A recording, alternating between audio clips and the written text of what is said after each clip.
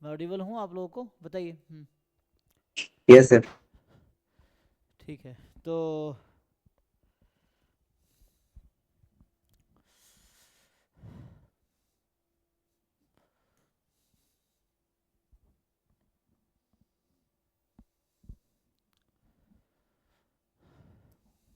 कल जो हमने डिस्कस किया था उसमें कुछ डाउट है आप लोगों को, कुछ पूछना है? और जो मैंने पीडीएफ भेजे थे देखा था आपने? क्योंकि वो बेसिक है जो कि आपको मोस्टली आता ही होगा। स्टिल कुछ दिक्कत है तो बताओ उसमें, कोई प्रॉब्लम है? कल हमने बेसिक डिस्कस किया था, उसके आगे अभी बहुत सारे है ना टॉपिक, वो तो है बट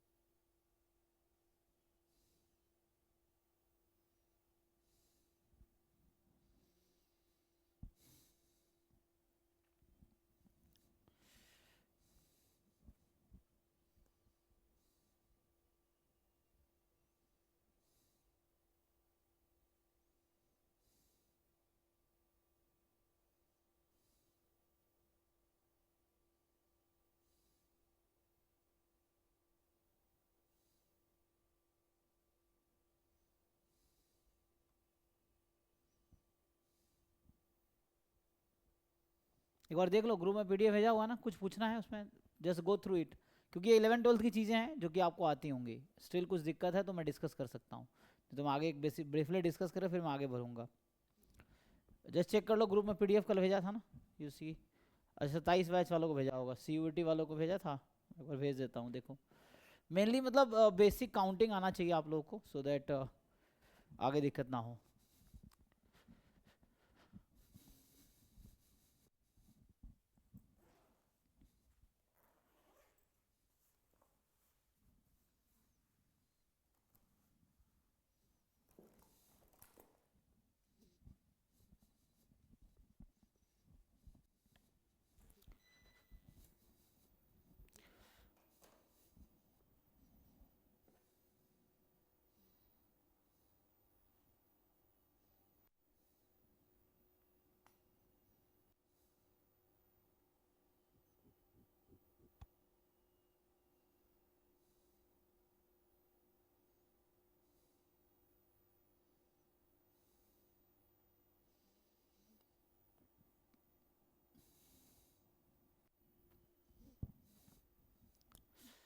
आई थिंक ये लाइट चली गई है ना, सो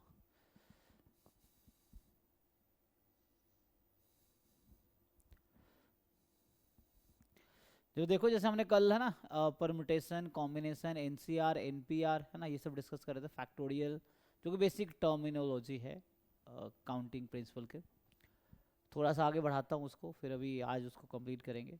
मतलब बेसिकली मेरा ये है कि इनिशियली एक बार जस्ट आप 9th 10th 11th 12th का जो मैथमेटिक्स है उसको ठीक से देख लो बेसिकली, क्योंकि ये अक्सर रास्ते में ना ज़रूरत पड़ती रहेगी, और नहीं आएगा तो आपको फिर दिक्कत होगी मेनली आंसर निकालने में। तो उसको आप चेक कर लो एक बारी, है ना। और एक बार जस्ट गो थ्रू हो जाओ कि थ्योरी क्या है, फॉर्मूला क्या है, डेफिनेशन क्या है, एग्जाम्पल एक्सरसाइज देख लो, और कहीं दिक्कत हो तो पूछो।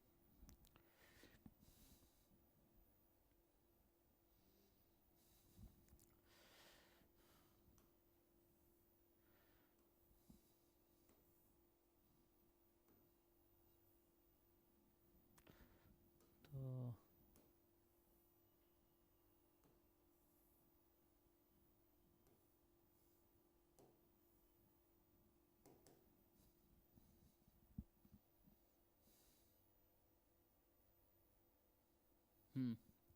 तो क्या देख रहे थे ना, जैसे अगर मैं आपसे सिंपल लिखें, जैसे लिखा था ना कि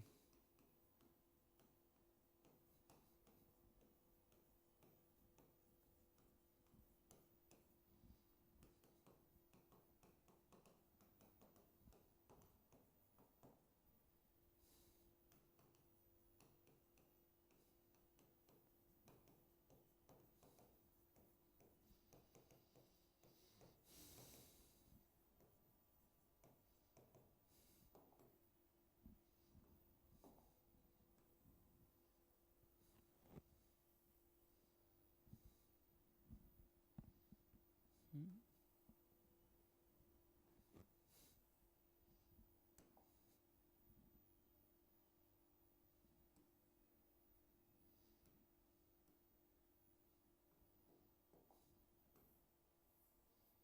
देखिए ये है, तो इसका क्या फॉर्मूला होगा? अभी जैसे डिफरेंस पता है क्या है, कल मैंने एक लिखाया था, जैसे ये पहला वाला और दूसरा वाला आपको अभी डिसाइड करना है।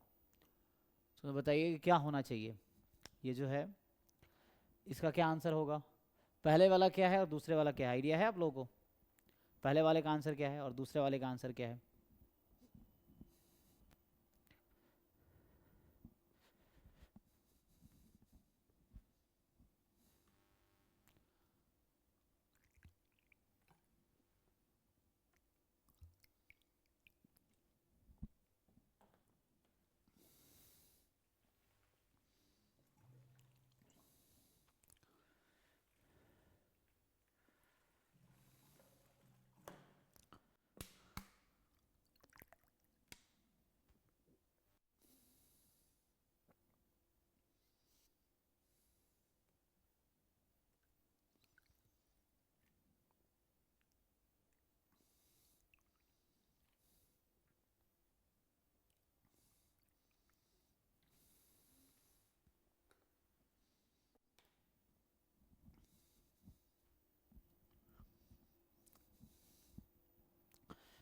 बताओ जी, आप लोग आइडिया है कि नहीं, क्या दोनों का फॉर्मूला होगा? पहले वाले का फर्स्ट वाले का एनपीआर, एनपीआर, ठीक है।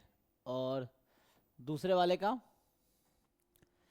एन की पावर आर, क्योंकि ओके, हर एक ब्लॉक में एन एन एन चूज करते जाएंगे आर टाइम्स। हाँ, तो जैसे आर पोजीशन को फिल करना है और ईच पोजीशन के पास एन चॉइस है बिकॉज विथ रिपीटिशन है, तो है ना। विदाउट रिपीटिशन में क्या है, फर्स्ट पोजीशन पे एन चॉइस, सेकंड पे एन -1, थर्ड पे n -2 and so on. With repetition में क्या है, n n n each position पे चॉइसेस है मेरे पास, तो ये आ जाएगी एन की पावर आर जी। क्योंकि ये सब जो वर्ड प्रॉब्लम्स होंगे प्रोबेबिलिटी के, उसमें ज़रूरत पड़ेगी, तो ये सब आपको ना पता होना चाहिए, ठीक है। तो ये सब बेसिक है ना। अगर बात करें आगे, तो मेन डिफरेंस कहाँ है, यहाँ विथ रिपीटिशन है ना, और यहाँ विदाउट रिपीटिशन, इतना डिफरेंस है, बाकी सेम है जस्ट आपको। और अनलेस स्टेटेड अदरवाइज, वो एक्चुअली विदाउट रिपीटिशन ही होगा। अनलेस जैसे मान लो सिंपल लिखते हैं ना कि number of permutation of n distinct objects, ऐसा। तो कुछ नहीं लिखा है तो obviously they are without repetition, तो ये होगा एन पी एन, जो कि एन फैक्टोरियल है ना, जो कल भी लिखा था हमने। तो इस तरह से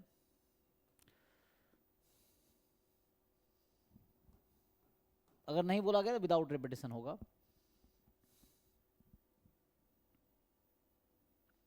ओके।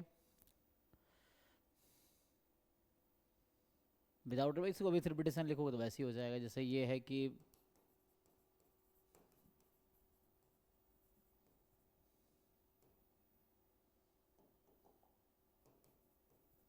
और एक इसी को विथ रिपीटिशन कर सकते हैं हम लोग।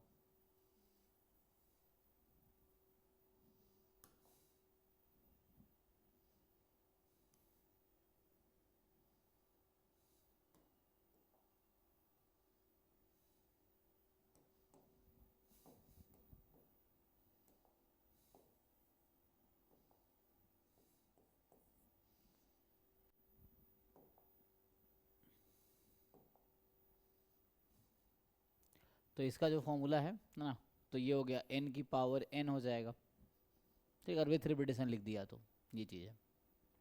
और क्वेश्चन लिखा हुआ है तो विदाउट रिपीटेशन हम लोग माना जाएगा। तो बेसिक फार्मूला है। कल हम एक वो लिख रहे थे नंबर ऑफ सॉल्यूशंस, है ना, तो यहाँ पे हम ये लिख रहे थे थ्योरम के तौर पे, तो उसको मैं कंटिन्यू कर देता हूँ कि मान लो x1 x2 up to xr है इज इक्वल टू n, जहाँ r खुद नेचुरल नंबर है, n खुद नेचुरल नंबर है, और xi इंटीजर है अभी के लिए, ठीक है। तो हम यहाँ पहला बात कर रहे थे total number of non negative integer solution, ये, और दूसरा बात कर रहे थे total number of positive integer solution, इसकी बात कर रहे थे हम। बताइए, तभी भी कल मैं बोला था, एक बार देख के बताओ, आइडिया है कुछ? तो क्या होना चाहिए?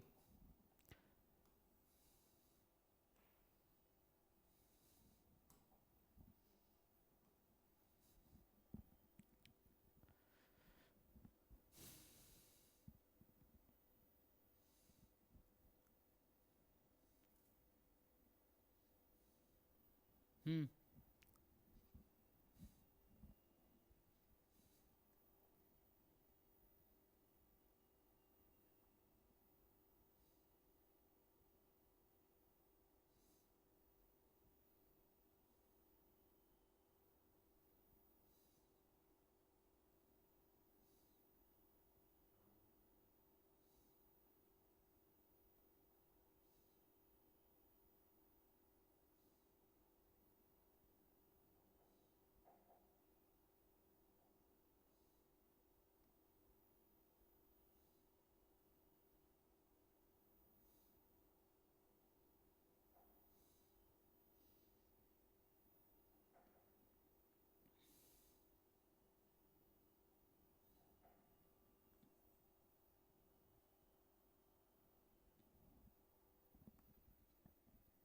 बोलो भाई, किसी को याद नहीं है?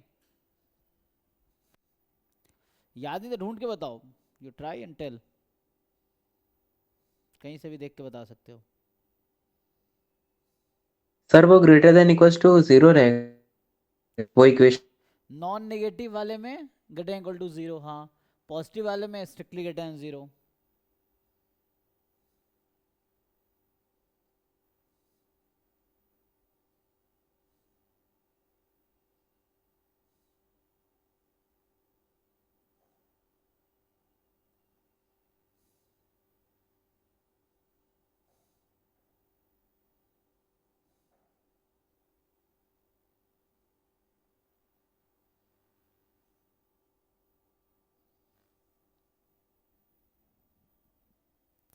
तो इसमें क्या है, मतलब ये नॉन नेगेटिव इंटीजर है ना, जैसे हम बोले नॉन नेगेटिव इंटीजर सॉल्यूशन, इसका मतलब ये बोल रहे हैं कि x i more than equal to zero और एक्स आई इंटीजर होगा, है ना, इसका ये मतलब हुआ।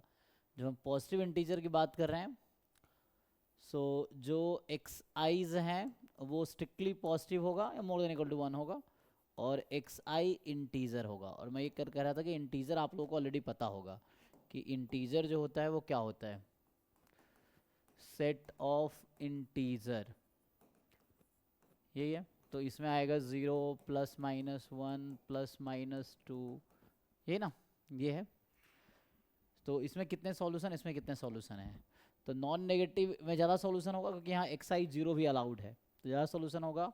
सो n plus r minus one, choose r minus one, और यहाँ पे n minus one, choose r minus one, ठीक है, ये फॉर्मूला है। इस पर एक क्वेश्चन लिख देता हूँ, जैसे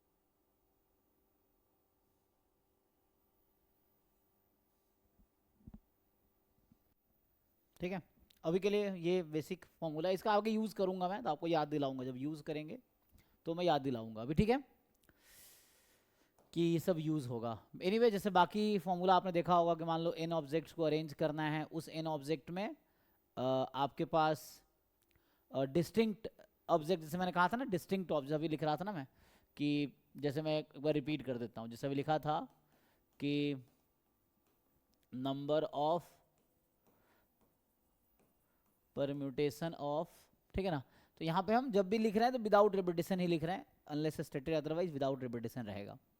सो number of permutation of n distinct object, तो ये आपने देखा, डिस्टिंक्ट मतलब डिफरेंट ऑब्जेक्ट्स, तो ये कल भी लिखा था मैंने। सो ये आपका था n फैक्टोरियल। अब दूसरा क्या है कि number of permutation of n objects in which, मान लो ऐसा है, k are identical and rest are distinct, rest are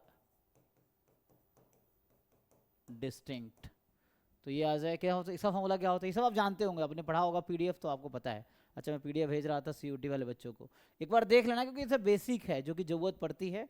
बस ओवरऑल मेरा वही कहना है कि एक बार चूंकि आप अपर लेवल पे जाने से पहले एक बार बेसिक थोड़ा ठीक कर लो, फाउंडेशन। लाइक एग्जांपल के लिए जैसे घर बनता है ना, तो पहले क्या होता है, ज़मीन खोद के पहले बेस स्ट्रॉन्ग करते हैं ना, देन वो अदरवाइज क्या होगा, आप सूरज बनाना शुरू करोगे बाद में गिर जाएगा। तो सेम वैसे ही अभी बेसिक ठीक नहीं करोगे तो बीच में आपको ऐसा लगेगा आपको कुछ आता ही नहीं है ना, फिर कॉन्फिडेंस गिरेगा, फिर आप एग्जाम नहीं निकाल पाओगे, ये चीज़ें हैं। तो ये कि एक बार बेसिक प्रिपरेशन ठीक से शुरू करने से पहले जैसे एक बार थोड़ा बेसिक ठीक कर लें, क्योंकि आप मान लो जैम गेट नेट या सीयूटी कर रहे हैं, so it is expected that कि अब से पहले आपने जो भी चीज़ें पढ़ी हैं स्पेशली मैथमेटिक्स रिलेटेड, तो वो सब आपको आती है, ये मान के आगे चीज़ें है या आगे पूछे जाएंगे क्वेश्चंस, तो आप एक बार उसको इंश्योर कर लो कि जो अभी तक आपने पढ़ा है वो आपको आता है। तो एक बार जस्ट रिवाइज कर लो, जो भी दिक्कत है आप पूछो, चाहे अभी है ना ऐसे पूछ सकते हो आप लाइव में, अगर आपने पढ़ा है तो ये चीज़ है, ठीक है।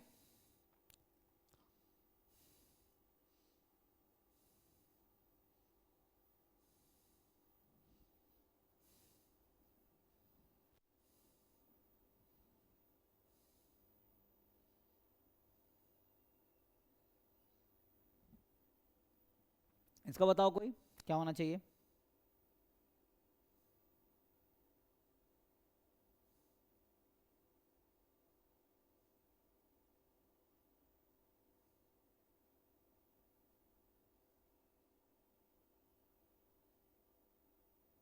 n factorial divide by k factorial. हाँ सिंपल, तो इसमें मुश्किल है ना कुछ नहीं, तब जानते हैं आप लोग, ये ऑलरेडी है इन फैक्टोरियल बाई के फैक्टोरियल। अब दो तीन टाइप के डिफरेंट कैटेगरी के ऑब्जेक्ट है, जैसे इसी में अब थोड़ा हम जनरलाइज करें कि number of permutation of n objects in which k1 are one kind, k2 are of second kind, मान लो ऐसा है, एंड मान लो for example and rest are distinct, rest are distinct. तो जैसे आपने बताए वैसे ही n फैक्टोरियल, तो यहाँ आ जाएगा k1 factorial, k2 factorial. Divide क्यों हो रहा है, बिकॉज k1 अगर डिफरेंट होता, सो अगर डिफरेंट है तो there are k1 number of k1 factorial ways to arrange them, but they are identical, तो there arrangement will not be counted distinct, so divide करना पड़ रहा है उसको मैनेज करने के लिए, तो ये है एंड सो ऑन। तो ये फॉर्मूला आप जानते हैं। और क्या था उसमें देखिए, सो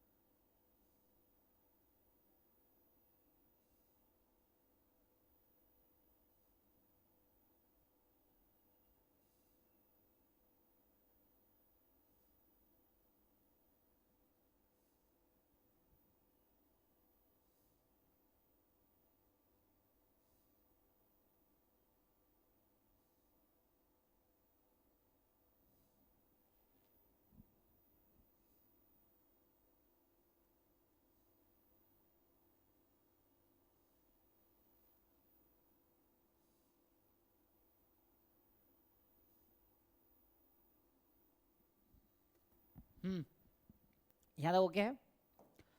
अगर हम आगे और क्या है उसमें जो आपको, अच्छा चलो यहीं पे देख लेते हैं, उतना लिखाने से बजाय, सिंस ये बेसिक है यू ऑलरेडी नो, एक बार हम लोग रिवाइज में इसमें करा रहा हूँ मैं, तो ऐसा कुछ खास है नहीं।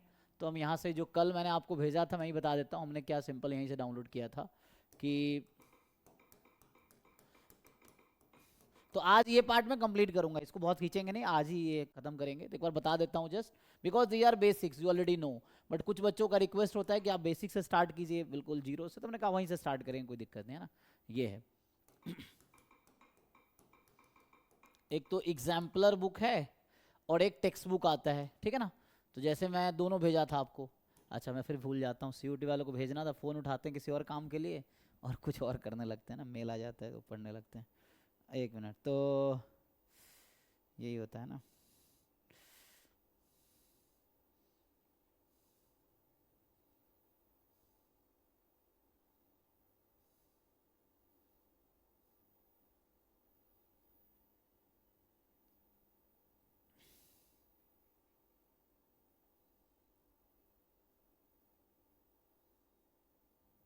ठीक है, तो ये आपको काम है इसको कंप्लीट करना और डाउट पूछना अगर कुछ है तो, अभी भी पूछ सकते हैं जिन लोगों ने वो किया है, और साथ चलेंगे तो चीज़ें ऐसे ही स्मूथली कंप्लीट हो जाएगा। जैसे ये चैप्टर जो मैं बेसिक डिस्कस कर रहा हूँ मोर और लेस इसमें है, तो आप ये पढ़ना ठीक से।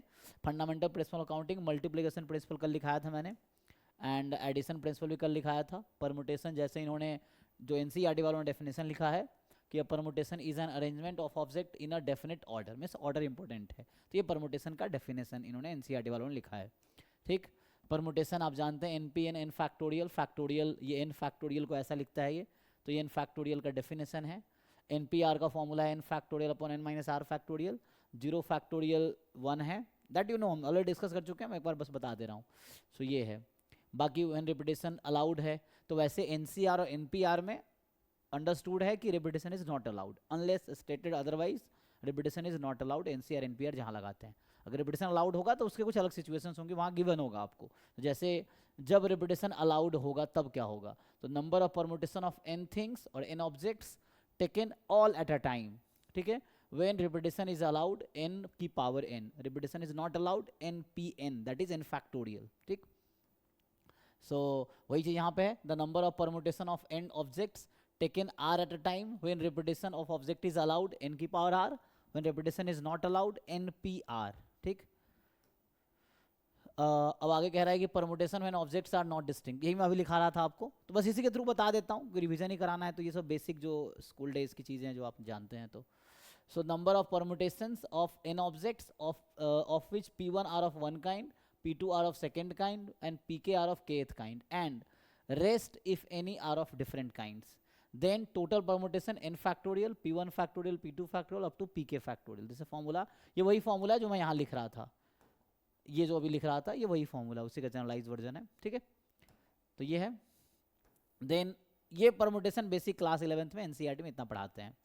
कॉम्बिनेशन में आओगे, सो एनसीआर, सो एनसीआर का मतलब क्या है, तो इनके सेंस में देखोगे, the number of selection of R objects from the given N objects, तो ये ऑब्जेक्ट्स अंडरस्टूड है डिस्टिंक्ट होंगे unless stated otherwise, so denoted by NCR, so NCR is the number of combination of n objects taken r at a time, so यही number of selection of r objects from given n objects NCR, and इसका NCR का formula है n factorial r factorial n minus r factorial, ये formula है। सो अब कह रहा है कि परमुटेशन तब यूज करो जब अरेंजमेंट का केस हो जहां ऑर्डर इंपॉर्टेंट है, कॉम्बिनेशन तब यूज करो जब सेलेक्ट कर रहा हो और ऑर्डर इंपॉर्टेंट नहीं है ना, ये कहना चाह रहा है। तो ये बेसिक है, बाकी कुछ फॉर्मूला है, this is some formula, NCR बराबर NC n माइनस R, ठीक है। तो ये हमने कल लिखा था, बाकी ये दो फॉर्मूला है that you can simply derive, जैसे कल हमने देखा था ना NCR वाला कि NCR is equal to NC n minus R। अब ये कह रहा है कि NCR को आप क्या लिख सकते हो आप, so NCR can be written as n minus 1 C R minus 1 plus, ये फॉर्मूला है ना, ये क्या फॉर्मूला बता रहा है कि NCR, अच्छा n+1 CR को लिख रहा है ना, तो इसको मैं चेंज कर देता हूँ, इसके सेंस में ही लिख देता हूँ वरना फिर चेंज करना पड़ेगा। तो जो ये लिख रहे हैं n plus 1 CR, that can be written as NCR plus, ठीक है ना. सो NCR and plus NCR minus 1. तो ये सिंपली आप डिराइव कर सकते हैं. आप LHS को अलग सॉल्व करो, RHS को अलग सॉल्व करो, दोनों इक्वल आ जाएगा. तो ऐसे बहुत सारे फॉर्मूले हैं, जैसे अभी मैं डिस्कस करूँगा. ये हो गया. फिर जैसे एक और इन्होंने बताया है कि n times n minus 1 CR minus 1 is equal to this. तो that can be derived simply, but इन्होंने लिख दिया तो मैं जस्ट लिख दे रहा हूँ. सो इट्स नॉट लाइक कि आपको याद ही होना चाहिए, आप डिराइव भी कर सकते हैं जरूरत पड़ेगी तो. सो ये है कि n टाइम क्या है ये, n minus 1 CR minus 1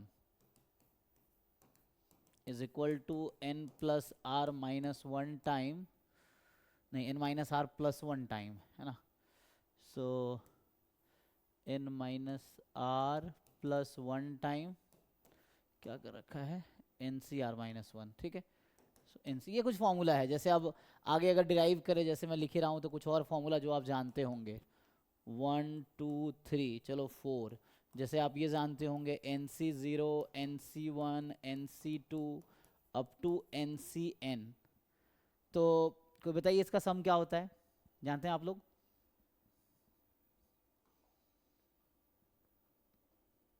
and दूसरा है, इसी का अगला लिखें. ट्राई करो, यू ट्राई टू, है ना, क्योंकि यही सब एग्जाम में अचानक आ जाएगा. क्वेश्चन सॉल्व करते करते बीच में जरूरत पड़ जाएगी. अब नहीं याद है तो वहीं आप फंस जाओगे, उसके आगे आप बढ़ ही नहीं पाओगे. ये बताइए इसका क्या फॉर्मूला है. तो सब बेसिक कुछ है जो फॉर्मूला आपको याद रखना है या डिराइव कर सकते हैं. एनीवन? 2⁻n जी फर्स्ट का और सेकंड का 2NCN. Right, 2NCN. ठीक है. तो ये सब कुछ फॉर्मूला है, ये बाइनोमियल थ्योरम से आ जाता है ना, जो आप जानते हैं. तो बाइनोमियल थ्योरम से इसको हम लोग डिराइव कर सकते हैं. लाइक अगर मैं थोड़ा बाइनोमियल थ्योरम पे आऊँ, तो बेसिकली NCERT में इतनी ही थ्योरी. अब ये क्वेश्चन स्टार्ट कर दिया, ये मैंने ग्रुप में ऑलरेडी भेज रखा आप लोगों को, तो you just go through it. कुछ क्वेश्चन मैं भी सॉल्व करवा दूंगा, बाकी आपको सारा करना है सो दैट आपका बेसिक थोड़े ठीक हो जाए. मतलब ठीक तो होगा ही, थोड़ा रिकॉल हो जाए, बस ये है.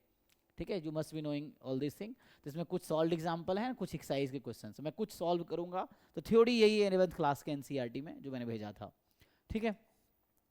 बाकी जैसे अब बाइनोमियल थ्योरम थोड़ा जिक्र किया, तो एक बार ये देख लेते हैं कि बाइनोमियल, अच्छा इसी का बाइनोमियल थ्योरम अगला चैप्टर है. इसी में अगर आप देखेंगे 11th क्लास के NCERT में 8th चैप्टर है. 7th था परमुटेशन कॉम्बिनेशन, 8th चैप्टर है. देखेंगे बुक में, तो वो बाइनोमियल थ्योरम में क्या है. तो ये बाइनोमियल थ्योरम नाम से, अच्छा इसी बाइनोमियल थ्योरम से बाइनोमियल डिस्ट्रीब्यूशन बना है. तो जो बाइनोमियल डिस्ट्रीब्यूशन हम लोग पढ़ेंगे या आपने पढ़ा होगा ऑलरेडी, वो इसी बाइनोमियल थ्योरम के हेल्प से कंस्ट्रक्ट हुआ है. सो तो ये बाइनोमियल थ्योरम मैथमेटिकल सेंस में भी हम देख रहे हैं. तो बाइनोमियल मतलब टू टर्म्स. तो टू टर्म्स जैसे like, so we are interested in expansion of this.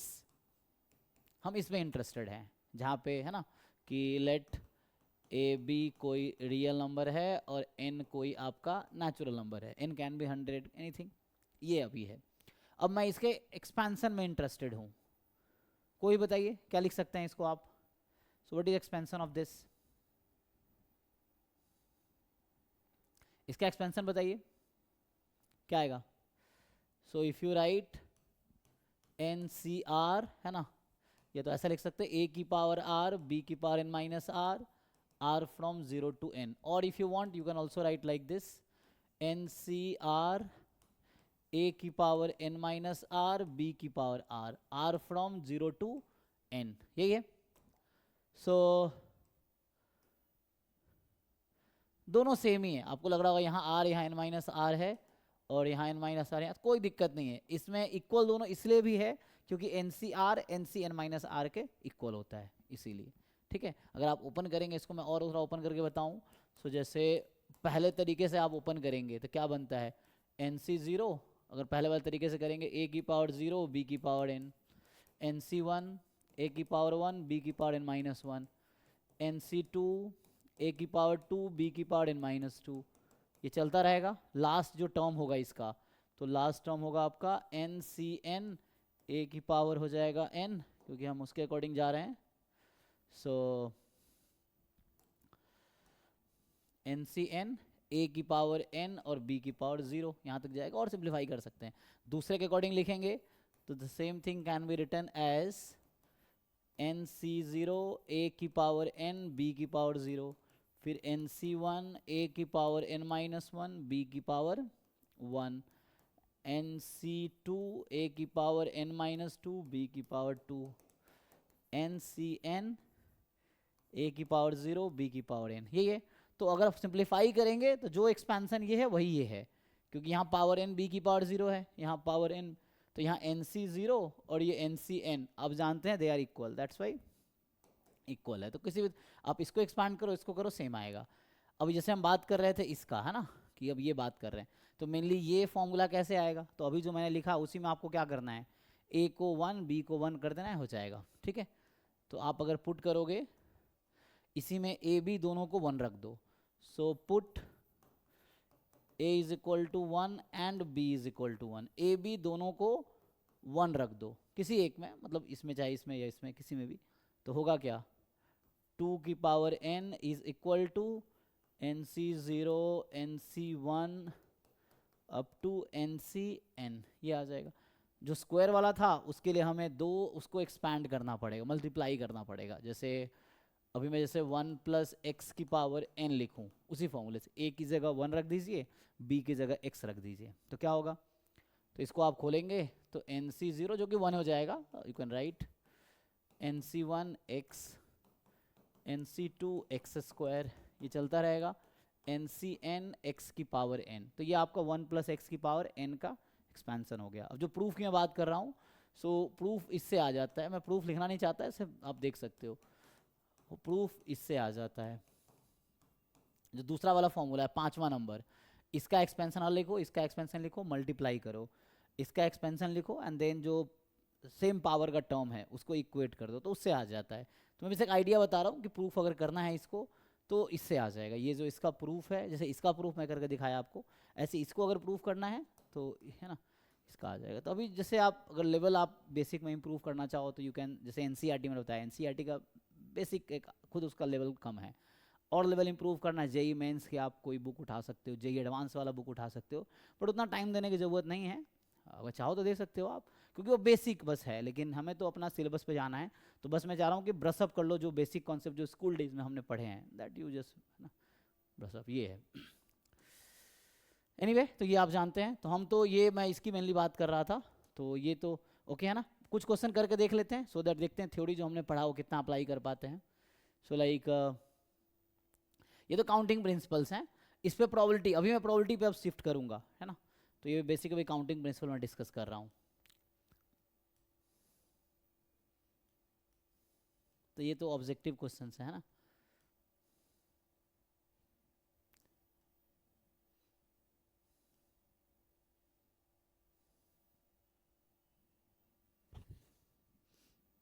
तो मेन क्वेश्चन जब सॉल्व करोगे तो आपको अच्छे से समझ आएगा कि कहाँ क्या करना है ना। आप सारे क्वेश्चन सॉल्व करो, यू कैन आस्क एनीवन, आपको अगर डाउट है, जिन्होंने सॉल्व किया आप में से कुछ लोग सॉल्व किए होंगे, so if you have doubt you can ask कि ये क्वेश्चन बता दो, वी कैन डिस्कस। तो ये आपका एग्जाम्पलर वाली बुक है ना, और एक टेक्स्ट बुक आती है, ये बुक जो है ये एनसीईआरटी एग्जाम्पलर है ना। ये जो चैप्टर 7 है class 11th NCERT 11th class की, ठीक है, एक ये है, एक जैसे मैंने गूगल किया था तो मैंने एग्जाम्पलर गूगल किया। अब आप वो करोगे टेक्स्ट बुक, अगर आप देखोगे तो टेक्स्ट बुक भी मिल जाएगा, जो टेक्स्ट बुक पढ़ते थे वो अलग है, तो एग्जाम्पलर का लेवल थोड़ा टेक्स्ट बुक में ये आ जाएगा, आपको मिल जाएगा, ये भी मैंने ग्रुप में भेज रखा है आपको। सो दोनों में थोड़ा डिफरेंस है ना। इसमें टेक्स्ट बुक में ये है कि आपको पहले बेसिक पढ़ाया है, फिर उसके बाद है ना बहुत डिटेल में समझाया, वो एक समरी काइंड ऑफ, एग्जाम्पलर में समरी काइंड ऑफ था, एंड देन क्वेश्चन वो था। इसमें थोड़े आपको बेसिक समझाया, एक एग्जाम्पल दिया है, फिर एक्सरसाइज दिया है तोड़ तोड़ के, फिर ये पहला एक्सरसाइज आया, फिर आप परमुटेशन, वो तो बेसिक कहा ना, काउंटिंग बताया, फिर क्वेश्चन आया, परमुटेशन, फिर उस पर क्वेश्चन आया, ठीक है, फैक्टोरियल बताया, फैक्टोरियल पे कुछ क्वेश्चन सॉल्व करवाए इस तरह से, फिर है ना ये एक्सरसाइज है आपके पास, एंड फिर यहाँ एनपीआर का फॉर्मूला है, उस पर बेस्ड आपको कुछ बेसिक थ्योरी बताया, फिर एग्जाम्पल बताया, फिर आपको एक्सरसाइज करवाएगा। जैसे मान लीजिए अभी तो ये काउंटिंग करवा रहा है आपसे, लेकिन बाद में इस प्रोबेबिलिटी में डायरेक्ट ये यूज़ होगा। ये फॉर्मूला अभी हमने देखा था kth काइंड वाला, है ना। सो ये वही चीज़ है यहाँ पे। So just go through both part, एक बार जाके देखो एंड देन दिक्कत हो तो आप पूछो। ये है इसमें कुछ क्वेश्चन, ये तो एग्जांपल्स हैं, आप देख के सॉल्व कर सकते हैं। एक साइज कुछ करके देखते हैं। तो ये जैसे 6.3, 6.1, 6.2, 6.3 ऐसे करके बना रखा है इन्होंने। ठीक है, चैप्टर 7 था ये, 6 में कैसे आ गया। तो ये सब आप सॉल्व कीजिए। तो एक दो क्वेश्चन हम लोग देखते हैं ऐसे करके।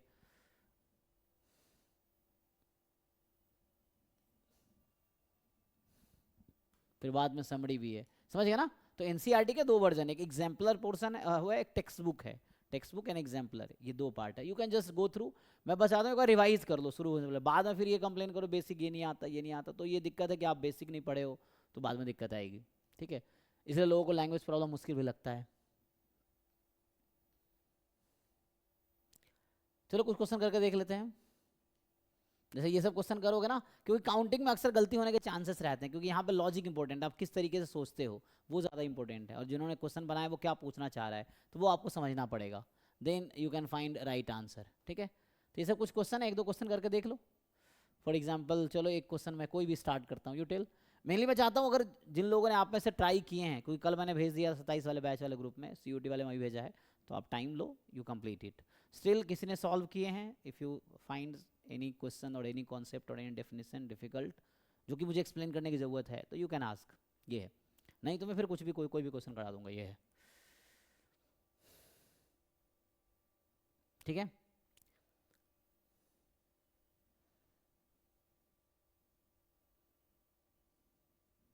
बताओ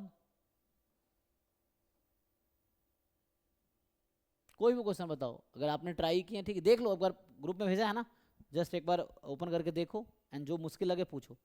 क्योंकि तैयारी तो आपको करनी है ना, मुझे तैयारी थोड़ी करनी है, मैं तो आपके हेल्प के लिए हूँ यहाँ पे। You have to prepare.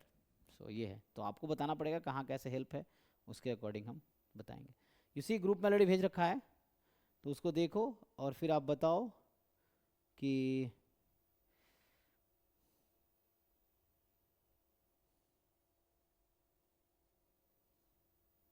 Sir second वाला करवा दीजिए। सेकेंड वाला इसी का, अच्छा ये जो स्क्रीन पे दिख रहा है, ओके। बागलू देखो भाई, कल भेजा था, इसको भी कंप्लीट करना आपको आज, ठीक है। देन मैं प्रोबेबिलिटी पे शिफ्ट करूंगा अभी। बेसिक प्रोबेबिलिटी जो स्कूल डेज में आपने पढ़े होंगे, एक बार वो हम डिस्कस करेंगे, ठीक है। देन हम लोग एक्चुअल सिलेबस पे आएंगे। तो ये बेसिक साथ चल रहा है, उसके बाद बैच हम लोग अलग अलग करेंगे। तो ये है। और अभी चूंकि स्टार्टिंग है तो बच्चे भी कम है, इसलिए मैं साथ भी चला रहा हूँ, वरना बाद में बच्चे काफ़ी है ना, एंड तक। जैसे जैम में बताया 3 बैच चलता है, तो अराउंड जैम में हमारे पास 800, 850, 800, 900 बच्चे होते हैं जैम के ओनली। ये है टोटल मिला के। गेट के 100-200 होते हैं, नेट के भी 100-200 बच्चे होते हैं, ऐसा है।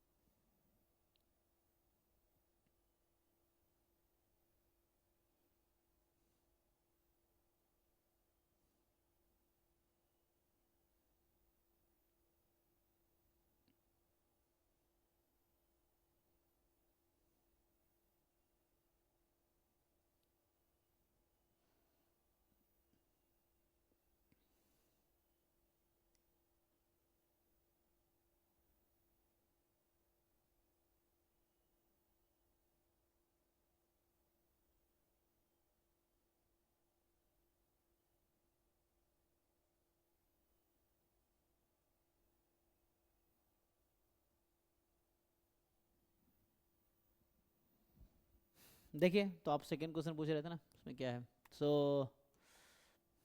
कोई भी देख लो, मतलब पहला ही है, दूसरा ही है, तीसरा ही है, 3 क्वेश्चन है। चलो ये तीनों जरा सॉल्व करो, समझ आएगा अभी।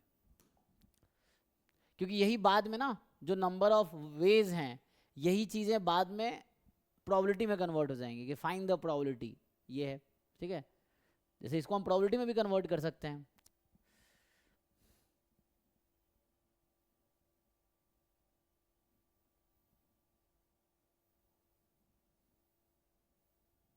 चलो इसको छोड़ो।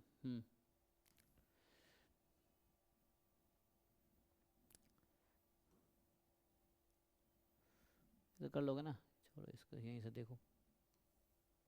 ये 3 क्वेश्चन है, इसको सॉल्व करके देखते हैं अभी बस समझने के लिए। पहला था हाउ मेनी वर्ड्स विथ और विदाउट मीनिंग, है ना। तो उसमें क्या होगा कि what is the probability that, है ना, each 2 vowel and 3 consonant can be formed from letter, इस तरह से मतलब कन्वर्ट हो जाएगा। तो पूछा क्या, how many words with or without meaning of each of 2 vowels and 3 consonant can be formed from letter of the word this.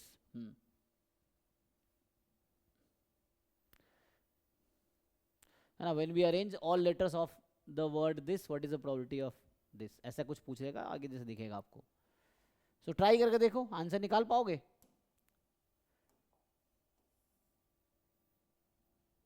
जैसे अगर पहला मैं डिस्कस करूं तो देखिए पहला से स्टार्ट करते हैं। फर्स्ट में क्या बोला है कि हाउ मेनी वर्ड्स विथ और without meaning each of 2 vowels and 3 consonants can be formed from the letters of the word daughter, है ना।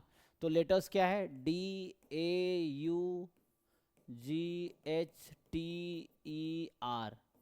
तो सबसे पहले आपको देखना है कोई रिपीटेशन तो नहीं है ना। So you have to just see कि कोई रिपीटेशन है क्या, नहीं है ना, तो रिपीटेशन नहीं है।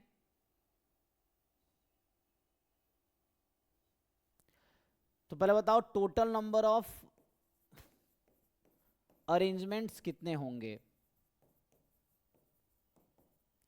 टोटल नंबर ऑफ अरेंजमेंट्स कितने होंगे, मतलब कितने तरीके से हम इन लेटर्स को अरेंज कर सकते हैं। अभी बस मैं ये पूछ रहा हूँ आपसे कि बस ये बताओ कि मेरे पास ये जो लेटर्स हैं, ये हमारा अरेंजमेंट, तो ये हमारे पास लेटर्स है ना, तो इसको मैं अरेंज करके taken all at a time, अभी समझने के लिए टोटल अरेंजमेंट्स ऑफ लेटर्स, जैसे समझने के लिए बता रहा हूँ ना, all letters taken all at a time, है ना, taken all at a time, just समझने के लिए, हालांकि किसी की यहाँ जरूरत नहीं है, बस समझा रहा हूँ। कितने हैं टोटल, सो 3, 3 एंड 2, है ना, मतलब 8 है। तो टोटल कितने से होंगे, 8 फैक्टोरियल, डिस्टिंक्ट है तो। So total number of words with और without meaning we can make 8 factorial using all at a time, ये बोल रहा हूँ। लेकिन इन्होंने ऐसा नहीं कहा, इन्होंने कहा है कि हाउ मेनी वर्ड्स विथ और without meaning each of 2 vowel and 3 consonant can be formed from letter. तो हमें क्या करना है, हमें बनाने हैं 5 लेटर के वर्ड। अब so we have to make, ये तो मैं बस ऐसे ही बताने समझाने के लिए बता रहा था, but we have to make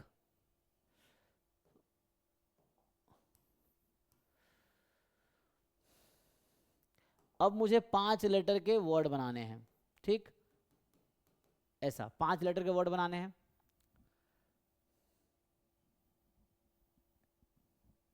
जिसमें से 2 वॉवेल होने चाहिए, 3 कॉन्सोनेंट होने चाहिए। तो मेरे पास इसमें टोटल कितने वॉवेल कितने कॉन्सोनेंट उसको देख लेते हैं। तो A U E ये 3 वॉवेल है, और बाकी कॉन्सोनेंट्स कितने हैं, D, है ना, फिर हमारे पास G H T R, ये ना, सो ये कॉन्सोनेंट्स हैं। अब इन्होंने ये कहा है कि you take 2 vowels, so we have 3 vowels. तो जो एक्चुअल जो मुझे चाहिए आंसर, है ना, रिक्वायर्ड आंसर क्या है कि हमें 2 vowels, so what is the जो रिक्वायर्ड आंसर है क्वेश्चन का, मैं वो लिख रहा हूँ सीधा सीधा। So we need 2 vowels, there are 3 vowels, so number of way of selecting 2 vowels out of 3 vowels, कितने तरीके होंगे, how many way we can select. तो number of way of selecting 2 vowels out of 3 vowels, so what is number of way, 3C2 2C3 मतलब 3 है ना, 3C2। NCR होता है number of way of selecting R object out of N, ठीक है। तो 3C2, 3 में से 2 सेलेक्ट करना है, N में से R सेलेक्ट करना है, NCR। तो ये तो हो गया 3 वॉवेल में 2 वॉवेल सेलेक्ट करना। अब हमारे 1 2 3 4 we have 5 consonants and we want only 3 consonants, so 5 में से 3 सेलेक्ट करने हैं, 5C3। अभी मैंने सेलेक्ट किया, so we have already selected 2, there this is a number of way of selecting 2 vowels out of 3, this is a number of way of selecting 3 consonants out of 5. Now we have 5 letters, है ना, consist of 2 vowels and 3 consonants.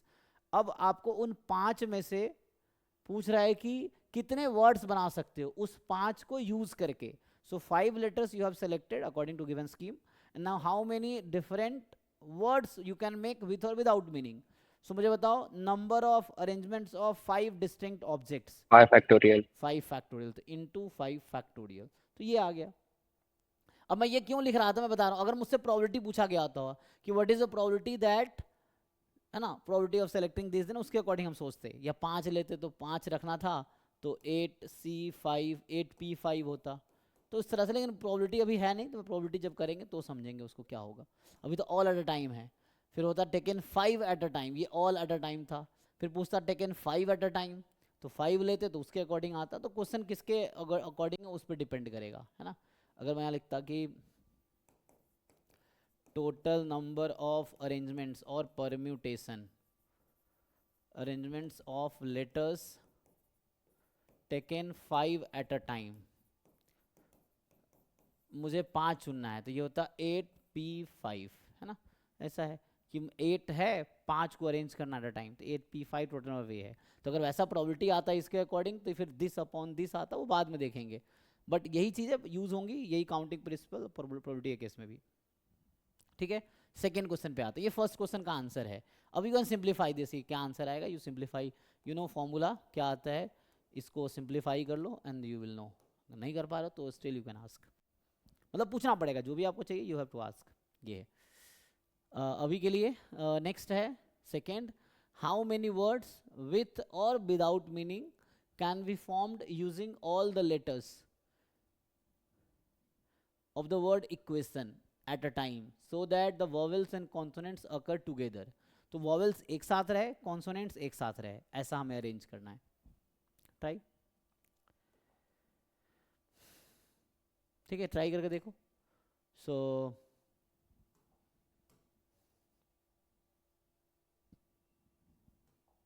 मैं first ऐसे solve कर रहा था आपके लिए, तो ये पहला था.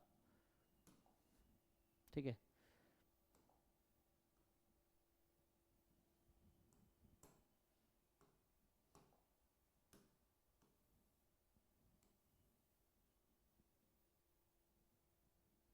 ये पहला क्वेश्चन हम सॉल्व कर, जस्ट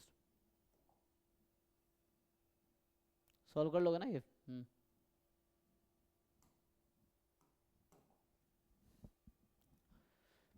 अब सेकंड पे आते हैं ना. सेकंड मतलब मेन आप फाइंड कर पाओगे ना, that is important. If you know this fine, because is basic ना.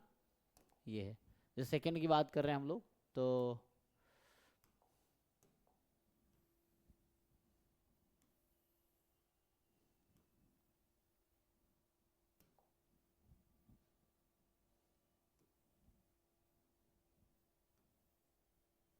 तो सेकंड का आंसर 1440 है. अच्छा 1440 देखते हैं. आंसर तो याद नहीं है, चेक करते हैं. ऐसे बुक में होगा, वहाँ देख सकते हैं. तो इसका ट्राई करते हैं. सो सर जो फर्स्ट वाले में 5 फैक्टोरियल कैसे लिया वो दोबारा बता सकते हैं. हाँ हाँ हाँ, 5 फैक्टोरियल लिया. पहले हमने सेलेक्ट किया एक्चुअली. सो हमें 5 पोजीशन को फिल करना था. So we had 8 options. So हमें 8 में से कोई भी 5 नहीं लेना था, है ना. इस क्वेश्चन में मेरे पास 8 डिफरेंट चॉइस था ना, ये 8 चॉइसेस था. तो ऐसा ही नहीं कहा कि 8 में से 5 कोई भी कर लो, तो फिर उसके लिए होता तो 8P5 आंसर हो जाता. या फिर मैं कहता 8C5 इंटू 5 फैक्टोरियल. ये जो था ना 8P5 यहाँ जो लिखा हुआ था मैंने, this is 8C5 into 5 factorial. Same ये दोनों वैसा. बट अभी क्या हुआ है, हमने पहले 2 वॉवेल चूज किए, 3 कॉन्सोनेंट चूज किए. ठीक. अब मेरे पास 5 आ गया.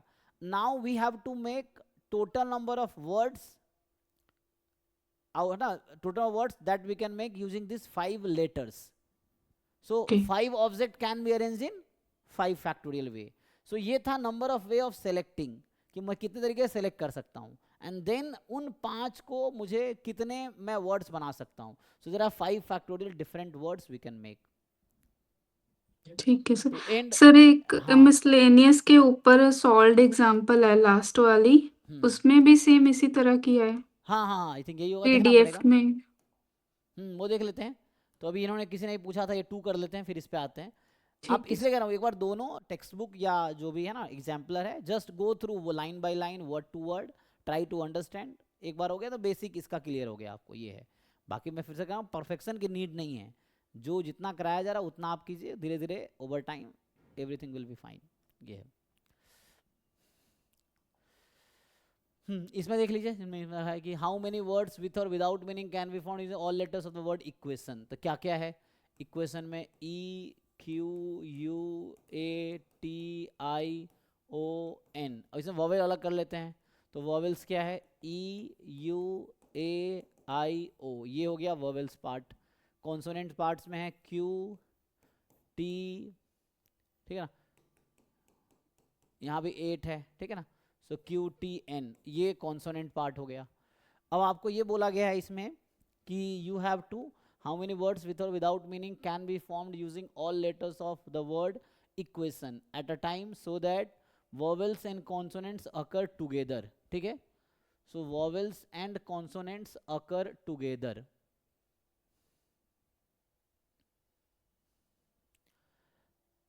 Okay, so you have to use all the letters, but condition ये है कि all vowels should come together, all consonants should come together. तो यहाँ पे जो केसेस है ना, सो आपको जो है 8 लेटर के वर्ड ही बनाने हैं, जितने लेटर्स हैं you have to use all letters. So 8 letters के वर्ड बनाने हैं, but all vowels should be together, all consonants should be together, ऐसा कह रहा है ना, टुगेदर। तो ओके, ठीक बात नहीं। तो इसको हमने एक साथ रख दिया, मान लो बंद कर दिया ऐसे एक साथ, इसको एक साथ रख दिया। अब होता क्या है कि टोटल है ना, ये रिक्वायर्ड आंसर सीधा लिख देता हूँ जो मुझसे पूछा है।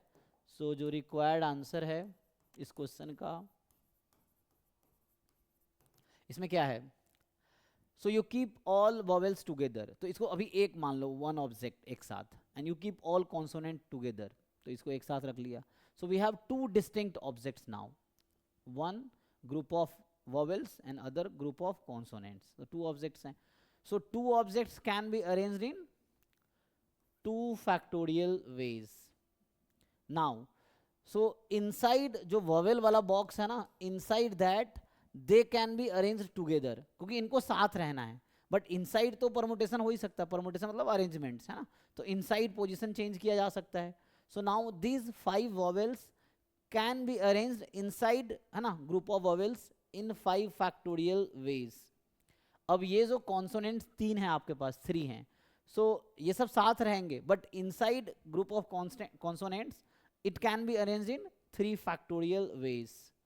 ये है, तो इसको मल्टीप्लाई कर लें तो आसान है, 2 है, 5 फैक्टोरियल कितना जी 120, 3 फैक्टोरियल 3 2 1 6, तो इससे आ जाएगा तो 1440 जैसे बता रहे थे। किसी को डाउट है तो पूछिए। सो ये क्यों हुआ? और keeping all vowels together, keeping all consonants together, and this we can keep vowel consonant or consonant vowel, there are 2 way, तो 2 factorial। बाकी एक बार जस्ट गो थ्रू इट, कहीं भी डाउट है एक बार गो थ्रू हो जाओ, देन पूछो। जैसे पूछ रही हैं मिसलेनियस, इसका एग्जाम्पल ये पूछ रहे हैं क्या, ये वाला 24th? जी सर। ओके, सो देखिए इसको ट्राई करते हैं।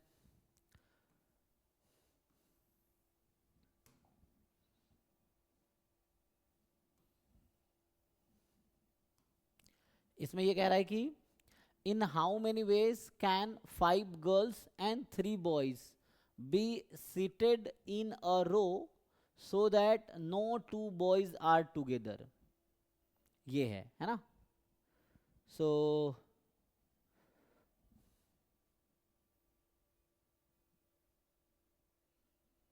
No 2 boys are together. Okay, देखिए तो मुझे कितने पोजीशन फिल करने हैं?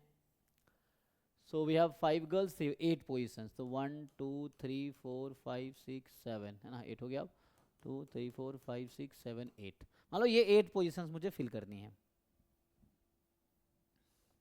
तो in how many way 5 girls and 3 boys be seated in a row so that no 2 boys are together। तो इसमें ये you cannot है ना keep boys together और neither girls together। So मतलब boys and girls, तो एक ऑप्शन ये है कि हम ऐसा करें, लेकिन यहाँ 5 गर्ल्स हैं 3 बॉयज हैं, तो हम क्या कर सकते हैं? नो 2, अच्छा sorry, girls can be together ना, boys can not be together, girls में बी टुगेदर है ना। तो बॉयज को अलग अलग करो, तो नो टू बॉयज, मतलब ये बॉयज पे रेस्ट्रिक्शन है, गर्ल्स पे रेस्ट्रिक्शन नहीं है यहाँ पे ना, वो भी सकते हैं। तो only no two boys are together, तो ऑल्टरनेटिव बैठाना पड़ेगा। जैसे मान लो एक पोजीशन 1 2 3 4, एक तो ये हो सकता है, और नहीं तो यहाँ मैं क्रॉस लगाऊं तो, है ना। सो एक इस पोजीशन पे अगर मैं लगाऊँ ना डॉट, मान लो यहाँ पे, तो 1 2 3 4 ऐसा है।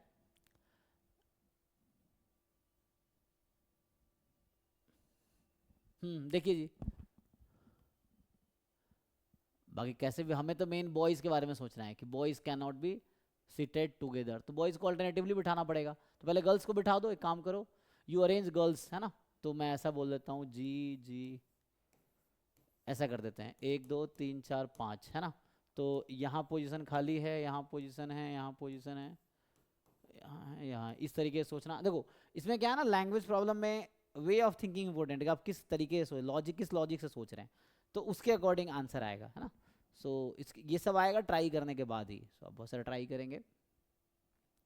तो मैंने गर्ल्स को बिठा दिया, मतलब गर्ल्स 1 2 3 4 5, है ना, मतलब पोजीशन है, गर्ल्स की पोजीशन है 1 2 3 4 5, यहाँ बिठा दिया। तो पहले तो ये 5 girls can be arranged in how many वे, देखो तो मैं अब सीधा रिक्वायर्ड आंसर लिख रहा हूँ।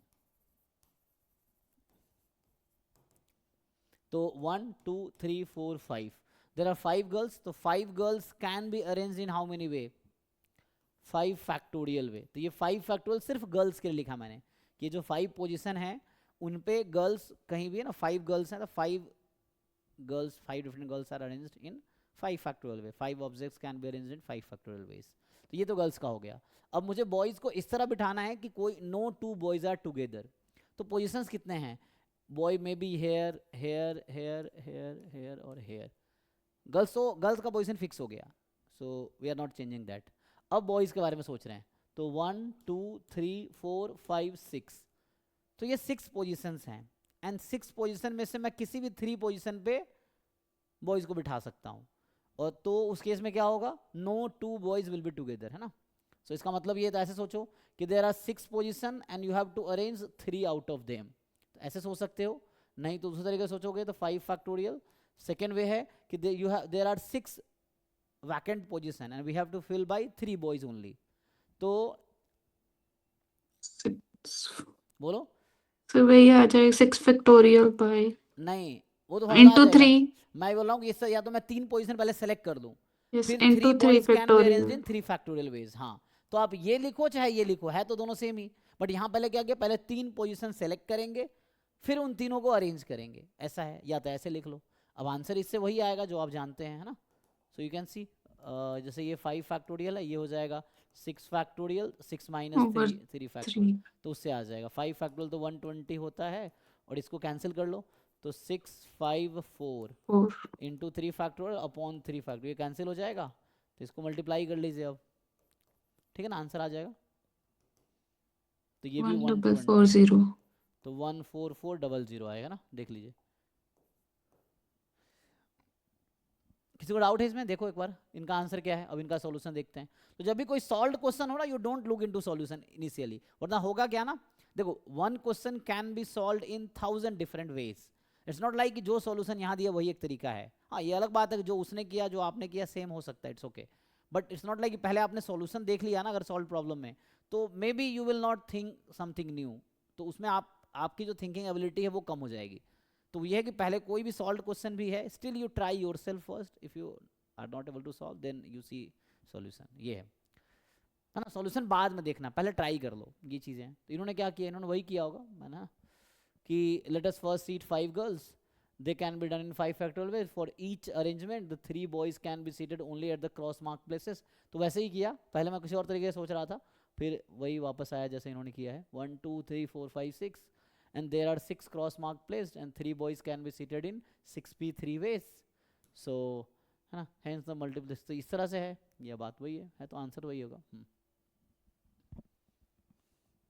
ठीक है, और कोई क्वेश्चन है किसी को इसमें, ये वाला पीडीएफ में, फिर मैं आगे थोड़ा बढ़ूंगा है ना, और क्वेश्चंस लिखूंगा जिसमें जैसे आप लोग ये जानते हैं ना, जैसे अभी काफ़ी क्वेश्चंस आएगा, कॉइन आप लोग जानते हैं कि कॉइन में 2 ऑप्शन होता है, हेड या टेल का। डाई आप लोग जानते हैं जिसका पोलर फॉर्म डाइस है, इसमें 6 ऑप्शंस रहते हैं ना, 1 2 3 4 5 6, ठीक है। इस तरह से कार्ड्स आप लोग जानते होंगे, कार्ड्स में टोटल 52 कार्ड्स हैं। अब इसमें 4 डिफरेंट सूट होते हैं, है ना। सो ये सब जानते हैं ना, heart, club, spade and diamond. अब इसके फर्दर 13 डिफरेंट कार्ड्स हैं, है ना। तो इसके 13 कार्ड्स हैं, इसके 13 कार्ड्स हैं, इसको सूट्स बोलते हैं, देयर आर 4 सूट्स। इसके 13 कार्ड्स हैं एंड इसके 13 कार्ड्स हैं। टोटल यहाँ से ऐड करेंगे तो 52 कार्ड्स टोटल हैं। अब ये 13 कार्ड्स कौन से हैं, तो ये जो 13 कार्ड में क्या आता है, ये जो 13 कार्ड्स में लिख रहा हूँ क्या, एस, फिर 2 से स्टार्ट होता है, 2 3 4 5 6 7 8 9 10, ठीक। उसके बाद जैक, क्वीन, किंग, ये ना। तो ये 13 कार्ड ये हैं। So these are 13 cards. तो ये बेसिक स्टोरी है, दैट ऑलरेडी आप ऑलरेडी जानते हो, बता रहा हूँ। जैसे इसमें होता क्या है ना, जैसे एक क्वेश्चन अगर मैं लिखूं कि, ठीक है जी,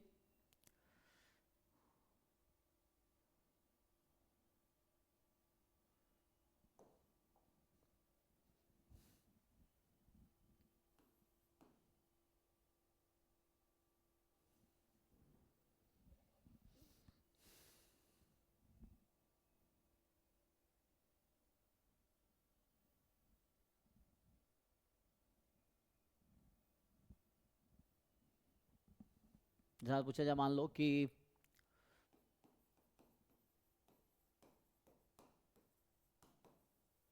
ये 3 डाइस आर रोल्ड, है ना, मान लो ऐसा है।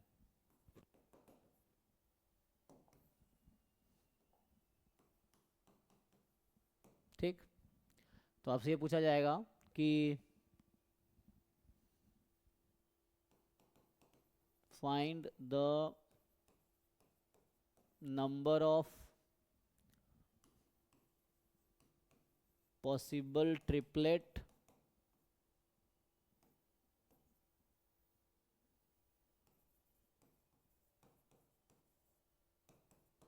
whose sum is 10, मान लो ऐसा है।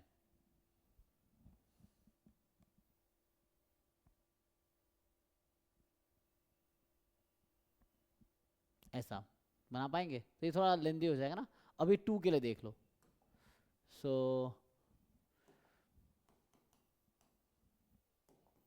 तो पेयर्स, फिर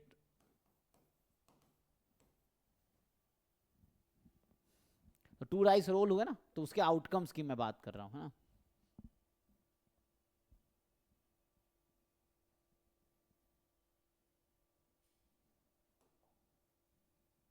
या नंबर ऑफ आउटकम्स है ना, या अपेयर्स का आउटकम,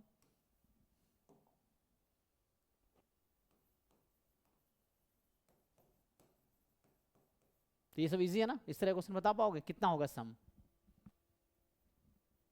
बताइए। बाद में यही प्रोबेबिलिटी में कन्वर्ट हो रही है, probability of getting some 10 kind of this, इस तरह से रहेगा।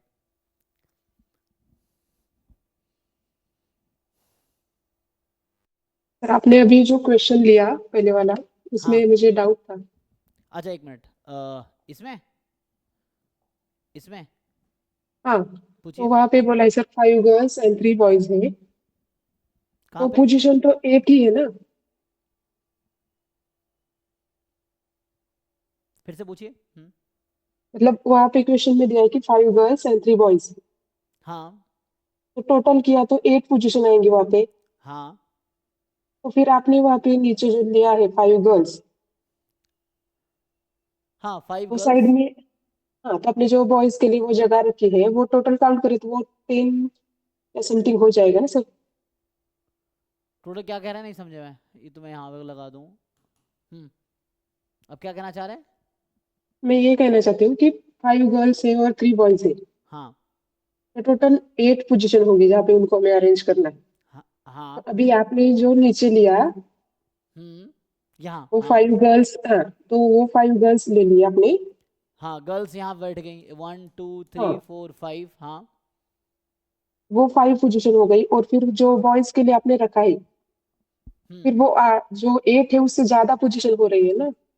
हाँ, लेकिन इट्स नॉट लाइक कि हमने हमने फिल तो 8 पोजीशन ही किए हैं, बट अच्छा। बॉय यहाँ भी हो सकता है, यहाँ भी हो सकता है, यहाँ भी हो सकता है, यहाँ भी, but we have 6 possible choices and we only have to fill 3 by 3 actually. तो ये 6 पॉसिबल पोजीशंस था that we have, and we have to only fill by 3 boys. तो हम 3 यहाँ इसलिए 3 आया। ओके, मतलब वो हाँ हम 3 ही लेंगे, बाकी जो वो रहेंगे वो खाली हाँ, जाएंगे। कि मतलब क्या क्या तरीका हो सकता है कि नो 2 बॉयज आर टुगेदर।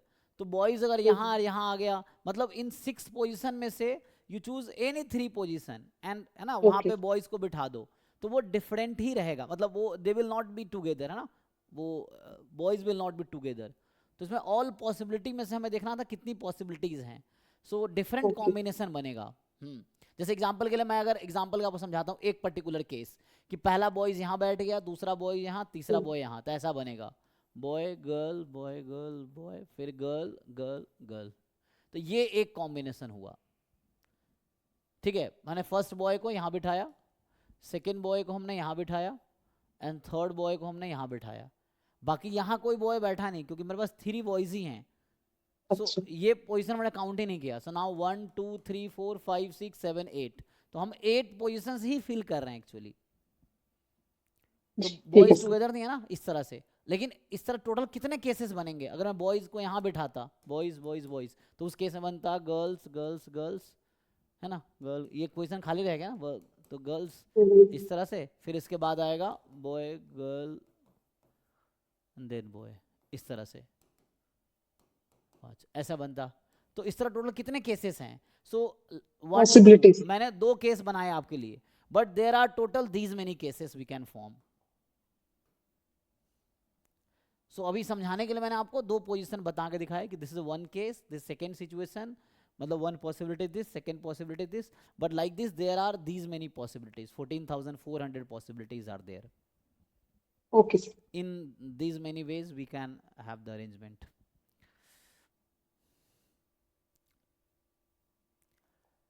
और किसी कुछ डाउट है? जैसे इसका आंसर बताइए। तो बहुत बेसिक सा क्वेश्चन लिखा, मैं 3 के लिए भी लिख सकता था, अभी बस 2 के लिए लिखा हूँ। तो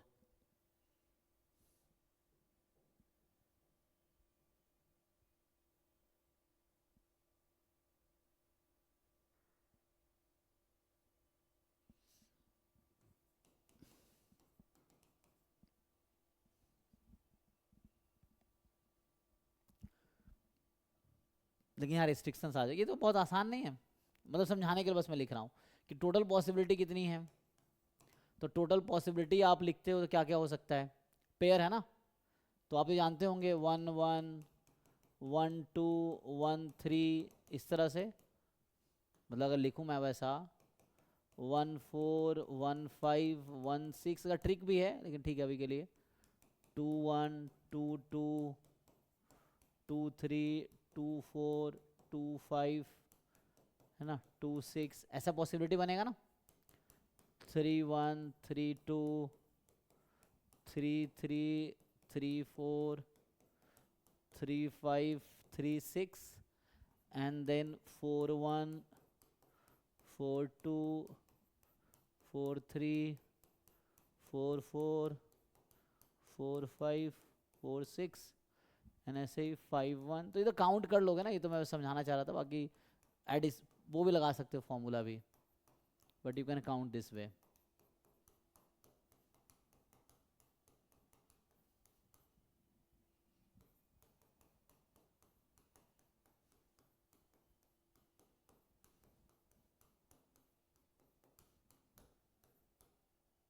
यही है टोटल पॉसिबिलिटी। और इसमें कितने जिसका सम 10 है, हाउ मेनी आर देयर जिनका सम 10 है, बस वही काउंट करना है। बाद में प्रोबेबिलिटी होगा तो दैट आउट ऑफ 36 ये हो जाएगा। तो 10 वाले कितने हैं?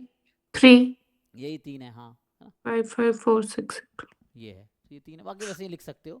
तो अभी तो बस इसके लिए समझो कि ये आ गया 3 है, तो टोटल आंसर इसमें कुछ है नहीं, बस समझाने के लिए ये आंसर इज 3। तो ऐसे ही 3 के लिए वैसे सोचना पड़ेगा, तो देखेंगे क्वेश्चन आएगा। तो अभी के लिए मैं थोड़ा आगे बढ़ता हूँ, तो ये ओके है, तो ये आप कर लेना। मैं थोड़ा बेसिक आगे प्रोबेबिलिटी में चलता हूँ, जो आप लोअर क्लास में पढ़ते होंगे।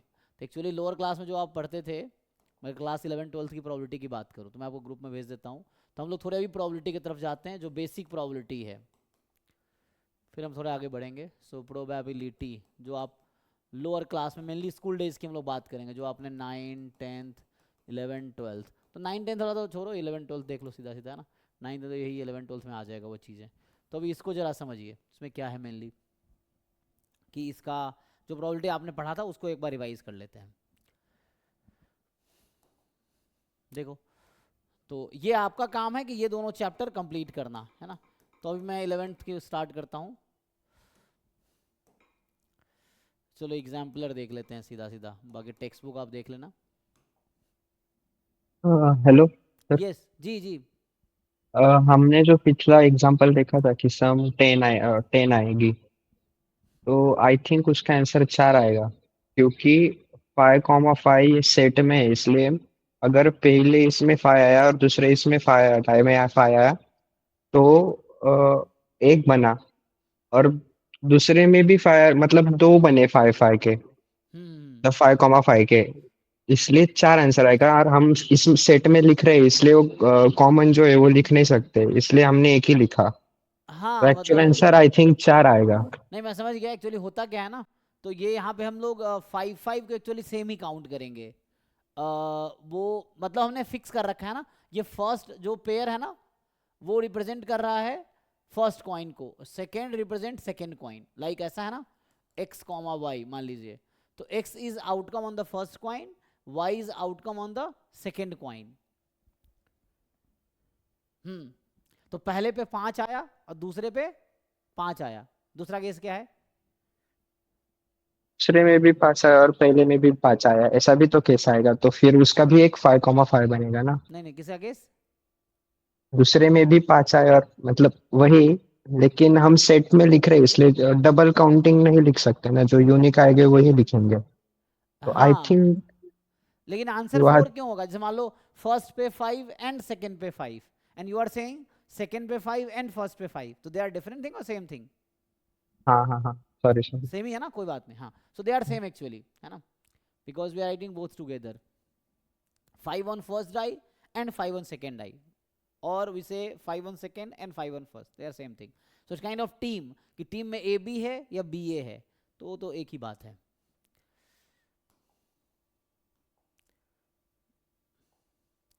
ठीक है, अभी मैं इस पे आता हूँ। जैसे मैं सर्च कर रहा था ना एग्जाम्पल के लिए, मान लीजिए ये है, तो मैं जैसे अभी class 11th NCERT exemplar search कर लिया, मुझे ये मिल गया पीडीएफ एनसीईआरटी वेबसाइट से। तो मैं बस ये एक बार ये बेसिक बताना चाह रहा हूँ कि आपने 11th-12th में क्या पढ़े थे, चाहे आप कोई भी बोर्ड से पढ़ा हो, आपके किसी भी स्टेट बोर्ड से भी पढ़े होगे, तो मोर और लेस यही पढ़ा होगा आपने। तो ये आप पढ़ना ठीक से एक एक करके, मैं मेनली उस पर आता हूँ। जैसे पहला तो वर्ड आता है रैंडम एक्सपेरिमेंट, है ना। ये क्लास 11th का हमने एनसीईआरटी ओपन किया है, ठीक है, 10+2 का जो 11th में आप होते हैं। सो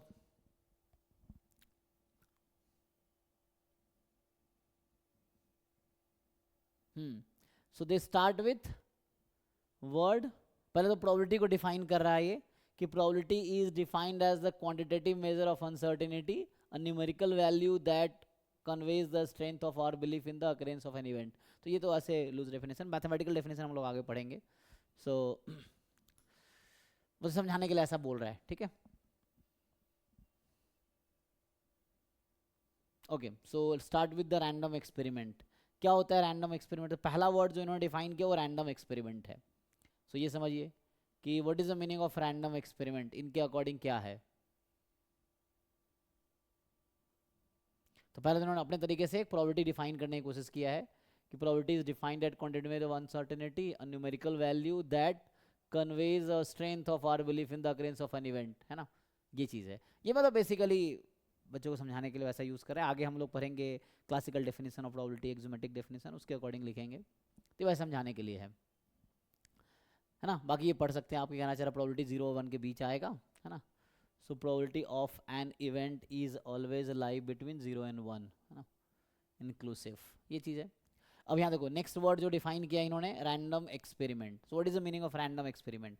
तो इनके अकॉर्डिंग कि an experiment is random means that the experiment has more than one possible outcome and it is not possible to predict with certainty which outcome will be, which outcome that will be, है ना.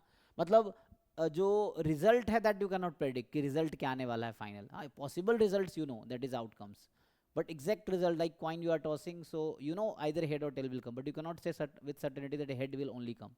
तो ये कहना चाह रहा है random experiment का मतलब यहाँ पे है. तो ये एक रैंडम एक्सपेरिमेंट का डेफिनेशन है कि एक एक्सपेरिमेंट जिसमें more than one possible outcome हो, तो you know the possible outcomes but you can not predict exact result, है ना, आफ्टर द जो एक्सपेरिमेंट जो होगा that you can not predict, तो that is a random experiment. तो इनके हिसाब से ये डेफिनेशन है. मैं लिखने के बजाय मैं ऐसे ही बस इसको, है ना, वो पोर्ट कर देता हूँ. एक तो इस तरह से कुछ बता रहा है, तो ये एक है कि बेसिक प्रोबेबिलिटी में बता रहा हूँ ना.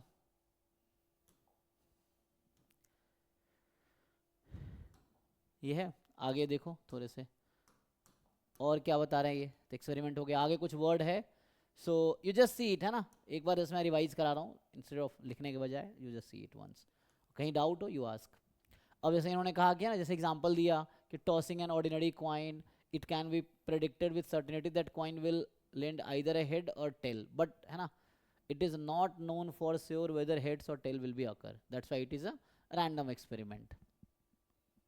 Similarly, if a die is thrown once, any of the 6 numbers 1 to 6 may turn up, not sure which number will come up. तो ऐसा बता रहा है ये, ठीक है. अब मेन ये डिफाइन कर रहा है outcome. What is definition of outcome, है ना. सो ये आपको आउटकम की डेफिनेशन बता रहा है. सो what is definition of outcome. Outcome को आप कैसे डिफाइन करोगे. तो अ पॉसिबल रिजल्ट, है ना, possible result of a random experiment is called its outcome. तो डेफिनेशन हो गया कि what is definition of outcome. तो ये है, जैसे रैंडम एक्सपेरिमेंट का ये डेफिनेशन था, ठीक है. ठीक है, तो ये रैंडम एक्सपेरिमेंट डेफिनेशन था. ये आउटकम की डेफिनेशन है कि possible result of a random experiment is outcome. जैसे बोल रहा है for example experiment consist of tossing a coin twice, 2 बार, तो some of the outcome may be H H H T, है ना, टोटल आउटकम आप जानते हैं. नेक्स्ट वर्ड आता है सैम्पल स्पेस. सैम्पल स्पेस क्या होता है दैट यू नो ऑलरेडी, कि sample space is the set of all possible outcomes of an experiment. ठीक है, तो ये सैम्पल स्पेस का डेफिनेशन है कि, है ना. तो आगे बोल रहा है इन fact it is universal set. Set theory अगर आपने पढ़ा होगा तो क्लास 11th का जो पहला चैप्टर सेट थ्योरी, वो भी पढ़ लेना. सेट थ्योरी में यूनियन, इंटरसेक्शन, ये सब डिफरेंस, ये सब आएगा, वो भी मैं डिस्कस करूंगा आगे. तो वन बाय वन. अभी बेसिक मैंने परमुटेशन कॉम्बिनेशन कल और आज में ब्रीफली डिस्कस किया है. अभी प्रोबेबिलिटी में ब्रीफली डिस्कस कर रहा हूँ, मेनली जो स्कूल डेज में आपने पढ़े हैं. फिर हम सेट थ्योरी पे भी आएंगे, ठीक है. तो सैम्पल स्पेस क्या होता है, set of all possible outcome of a random experiment. So in fact it is universal set S, है ना, pertinent to a given experiment. बाकी sample space of experiment of tossing a coin, एक coin को आप toss कर रहे हैं. So tossing a coin is a random experiment. उसका सैम्पल स्पेस, अच्छा ट्वाइस ना, टॉसिंग अ कॉइन ट्वाइस, तो ये रैंडम एक्सपेरिमेंट है और उसका ये आपका सैम्पल स्पेस है. So this is a sample space. क्या होगा, either both head, head tail, tail head, tail tail, ये चीज़ है. तो फर्स्ट पे हेड, सेकंड पे टेल, फर्स्ट पे टेल, सेकंड पे head, they are different. First पे हेड, सेकंड पे हेड, या सेकंड पे हेड, फर्स्ट पे head, they are same thing, वो चीज़ है. तो इसलिए एक बार ही ऑर्डर में लिखा जाता है ना, फर्स्ट सेकंड, इस तरह से है. सो ये तो हो गया बेसिक. आप देखेंगे यहाँ पे, तो ये रैंडम एक्सपेरिमेंट और साथ में इन्होंने डिफाइन किया है, ठीक है, रैंडम एक्सपेरिमेंट के साथ.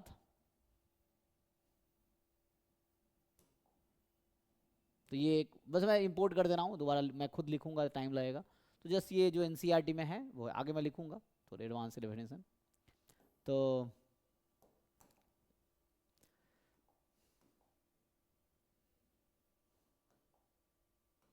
एक बार 11-12 वाला जस्ट बेसिक देख रहे हैं कि हम लोग 11-12 में पढ़े क्या थे, बस वही देख रहे हैं कि पढ़ा क्या क्या था. अभी आपको याद भी आएगा, मे be you must be knowing all this, but जो भूल गए होंगे उनको याद आएगा. अच्छा है.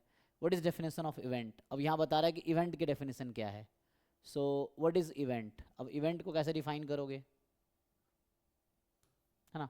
So how do you define event. ये इवेंट अक्सर यूज करते हैं ना, प्रोबेबिलिटी ऑफ एन इवेंट. तो इवेंट की डेफिनेशन क्या है. तो इवेंट की जो एक्चुअल डेफिनेशन, मैथमेटिकल डेफिनेशन आप कहो तो इस तरह से है कि an event is a subset of sample space S. So any subset of sample space is event. है ना। जैसे मान लो एक सैंपल स्पेस है that contain n outcomes, sample space S के पास n आउटकम्स हैं, तो उस सैंपल स्पेस के पास कितने इवेंट्स होंगे total, how many events are there in all. If a sample space has n elements, यहाँ बोलूँ कि a random experiment has n outcomes, so what are the total number of possible event that experiment has, कितने होंगे 2 raised to power n. 2 raised to power n, है ना, because each subset of a sample space is an event. So if a sample space has n elements or you say a random experiment has n outcomes, तो कितने subset होंगे, तो a set with n elements has 2 raised to power n subsets and each subset of sample space is an event, ठीक है।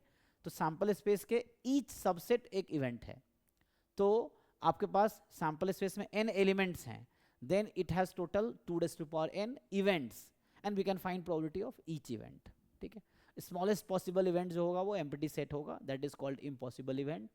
empty set is subset of every set, है ना, and largest event जो होगा वो खुद sample space होगा because every set is a subset of itself. तो sample space is also subset of sample space. तो largest subset जो है वो sample space है, that is called sure event or certain event, है ना। impossible event क्या है, smallest event जो होगा, तो smallest event empty set होगा, that is called impossible event. तो आएगा आगे, ये यहाँ लिखा हुआ है जो मैं बोल रहा हूँ ऑलरेडी यहाँ पे है, ठीक है। तो एक तो हो गया इवेंट का डेफिनेशन, इसमें आगे मैं पूछूंगा, है ना, व्हाट इज इवेंट, तो event subset of sample space, ये मैथमेटिकल डेफिनेशन है, ठीक है। बस अब एग्जांपल्स बताएंगे, अच्छा क्वाइन टॉस किया हेड आया वही इवेंट है वो, ठीक है, बट डेफिनेशन क्या है, सो डेफिनेशन इज दिस, ठीक है, इवेंट का। अब एग्जांपल बता रहा है कि an event of a drawing an ace from a deck, तो बस बता रहा है कि, है ना, ace of heart, ace of clock, है ना, एस आने का इवेंट क्या है, ये पॉसिबल है। अब कुछ टाइप्स ऑफ इवेंट है, इम्पॉसिबल इवेंट का डेफिनेशन, तो empty set and the sample space describe event, तो 5 is called impossible event, S is called sure event, है ना। तो कोई इवेंट है, जनरली इवेंट को हम लोग ई से डिनोट करते हैं, यहाँ ए लिखा है but we may write something, तो एम्प्टी सेट जो है वो इम्पॉसिबल इवेंट है और सैंपल स्पेस जो है वो श्योर इवेंट और सर्टेन इवेंट, ये क्लियर है। तो ये इवेंट के बारे में बता दिया, एक तो इवेंट और उसका एक टाइप हो गया कि what is definition of, so ये हो गया इवेंट। इवेंट में दो अलग अलग, इम्पॉसिबल इवेंट मतलब एम्प्टी सेट, तो an event which has no possibility, या मतलब जो एम्प्टी सेट के इक्वल हो जाए, so that is impossible event, है ना। तो अभी मैं थोड़े से आपको बताऊं आगे, थोड़े से आपको एक जस्ट मैं रिमार्क बताता हूँ, may be you might be knowing. So इसमें ये होता है impossible event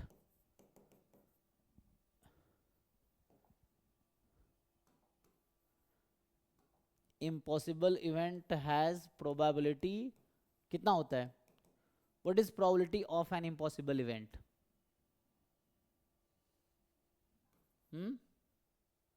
zero. And sure event has probability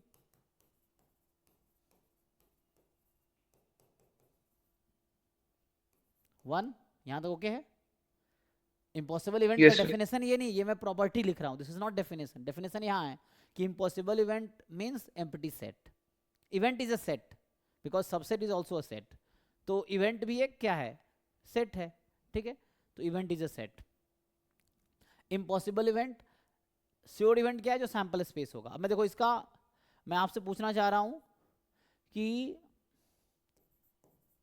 N event with probability 0,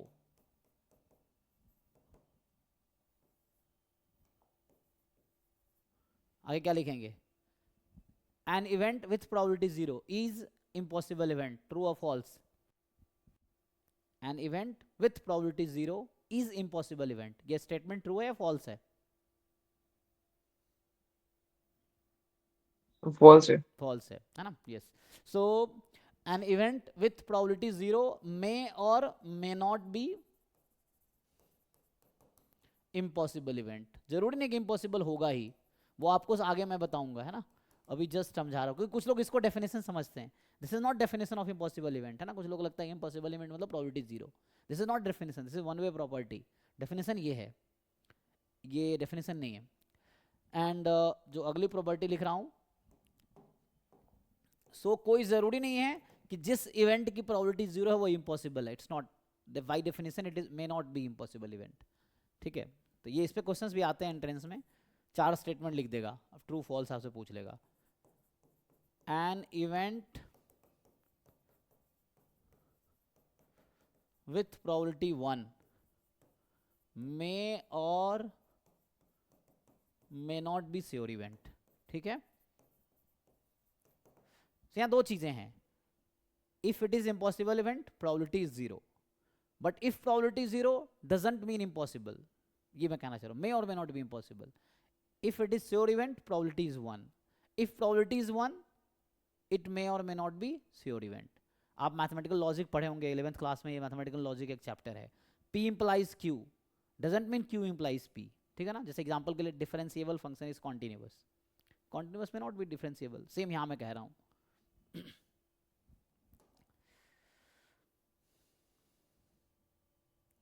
ठीक है, तो ये मैं बस अभी बता रहा था, अभी आगे थोड़ा बढ़ते हैं। सो हम लोग अभी 11th क्लास का NCERT खोल रखा है, तो कि जल्दी कंप्लीट कर ले बेसिक, इसीलिए। तो ये आगे आगे बहुत सारे टाइप हैं, जैसे अब आगे है सिंपल, या इसी का दूसरा नाम है एलिमेंट्री इवेंट। तो व्हाट इज सिंपल या एलिमेंट्री इवेंट, तो डेफिनेशन देख लो। सिंपल इवेंट का मतलब सिंगलटन सेट, है ना।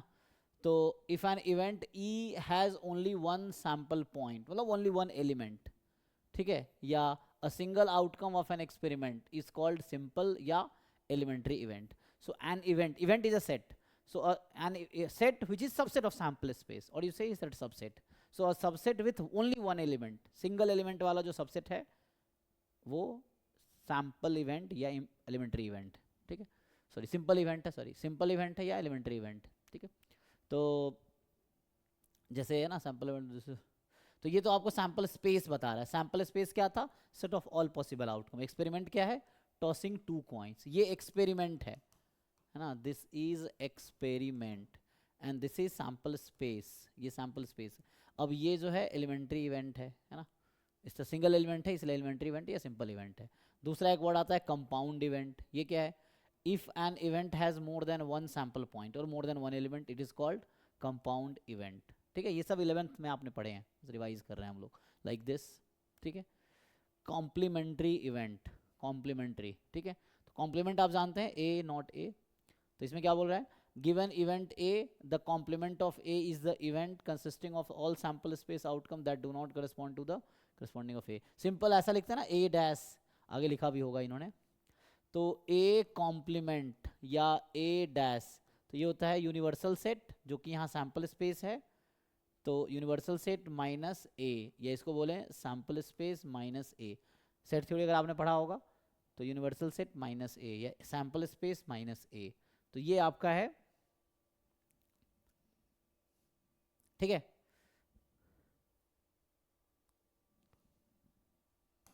एक मिनट, तो हम, तो ये कुछ टर्म्स हैं सिंपल, है ना, वैसे इधर इंपोर्ट कर देता हूँ, ठीक है जी। सो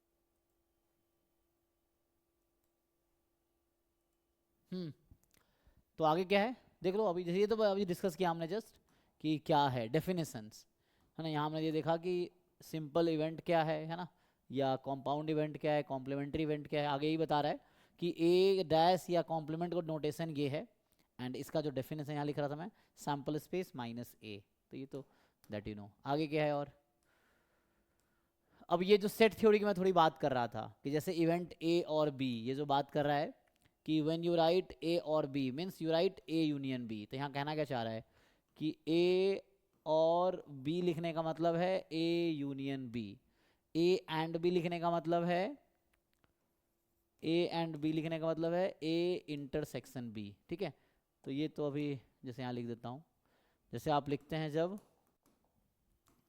A और B, so that is A union B, A and B, that is A intersection B, A but not B, that is A minus B, या इसी को आप A intersection B कॉम्प्लीमेंट लिखते हैं, ठीक है। जैसे अभी कॉम्प्लीमेंट चल रहा था not A, that is A complement sample space minus A।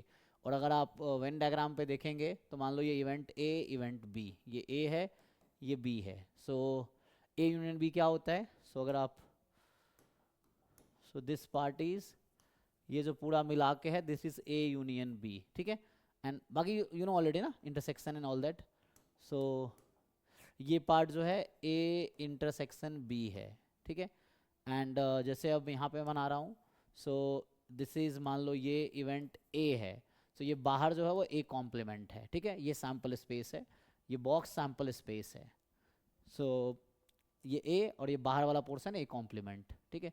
तो ये बाहर वाला पोर्शन A कॉम्प्लीमेंट है and this is A circle, ठीक है। ये जो है A है आपका, मैं ये कह रहा हूँ this is event A and outside portion is A complement, तो ये A है एंड A कॉम्प्लीमेंट, इस तरह से।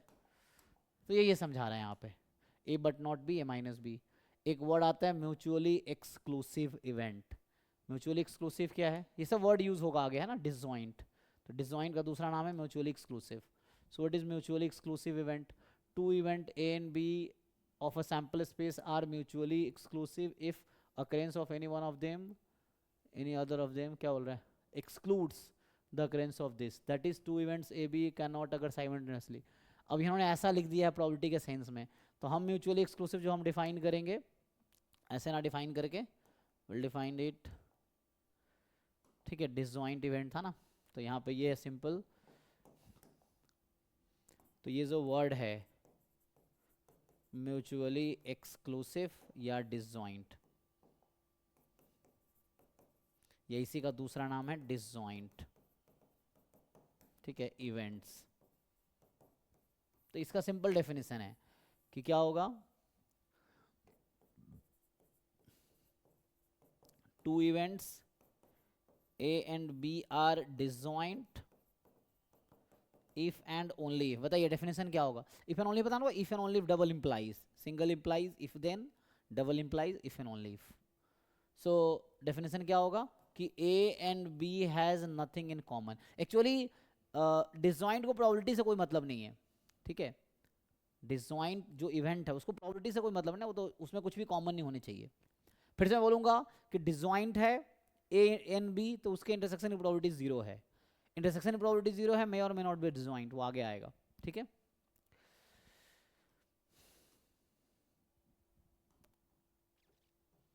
मतलब मैं ये कह रहा हूँ यहाँ पे कि फर्दर मैं लिखूं कि यहाँ पे मैं रिमार्क में जो लिख रहा हूँ ये कहना चाह रहा हूँ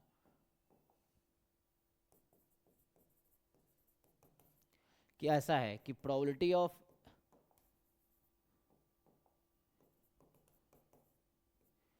A and B are disjoint, then probability of A intersection B 0 है। बट दूसरा मैं बताऊं कि probability of A intersection B 0 है, then A and B may or may not be disjoint। ये सब वन वे स्टेटमेंट होता है, वन वे और टू वे स्टेटमेंट अभी मैं अक्सर यूज करूंगा। One way is if then statement, है ना। जैसे P implies Q इज one way statement, P if and only if Q is a two way statement। ये इसको इम्प्लाई कर रहा है, ये इसको इम्प्लाई कर रहा है, यहाँ सिर्फ वन वे है। P Q की गारंटी दे रहा है, Q P की नहीं। जी वीडियो क्लियर नहीं चल रहा आपका। मे बी इंटरनेट इशू होगा। बाकी लोगों के साथ ऐसा ही है क्या, ये सिर्फ आपके साथ है? हो सकता है इंटरनेट इशू यहाँ कई बार हो जाता है ना, एयरटेल का ये वाईफाई है तो मे बी यहाँ एक्सेस थोड़ा रहता है। बाकी लोग आई थिंक ओके है, या हो सकता है आपके साइड से इंटरनेट वीक हो, ये भी हो सकता है। कोई नहीं, अब खत्म होने वाली 5 मिनट में क्लास खत्म ही कर रहे हैं आज तो। सो अभी आपको क्या करना है, you have to just complete permutation combination chapter class 11th का टेक्स्ट बुक एंड जो एग्जाम्पलर है उससे एक बार गो थ्रू हो जाओ। फिर हम प्रोबेबिलिटी अभी स्टार्ट किया, ये क्लास 11th की प्रोबेबिलिटी हम लोग देख रहे हैं एक बार। तो आपको क्लास 11th की प्रोबेबिलिटी का एग्जाम्पलर एंड टेक्स्ट बुक एक बार जस्ट गो थ्रू हो जाओ। ये सब बेसिक है, फंडामेंटल है, तो ये आपका बेस स्ट्रॉन्ग करेगा, है ना। सो A and B may or may not B disjoint. इसका एग्जाम्पल सभी आगे आएगा, ठीक है। ओके तो ये तो म्यूचुअल एक्सक्लूसिव हो गया। तो आप जानते हैं यहाँ लिख रखा है कि अगर ई एक्सक्लूसिव इवेंट बिकॉज दिस ऐसा हो जाए तो एक्सक्लूसिव है। आगे एग्जॉस्टिव इवेंट एक वर्ड आता है एग्जॉस्टिव, तो एग्जॉस्टिव का ये डेफिनेशन है, तो इसको मैं इंपोर्ट ही कर देता हूँ। सो ये एग्जॉस्टिव इवेंट ये है कि इसमें क्या होना चाहिए,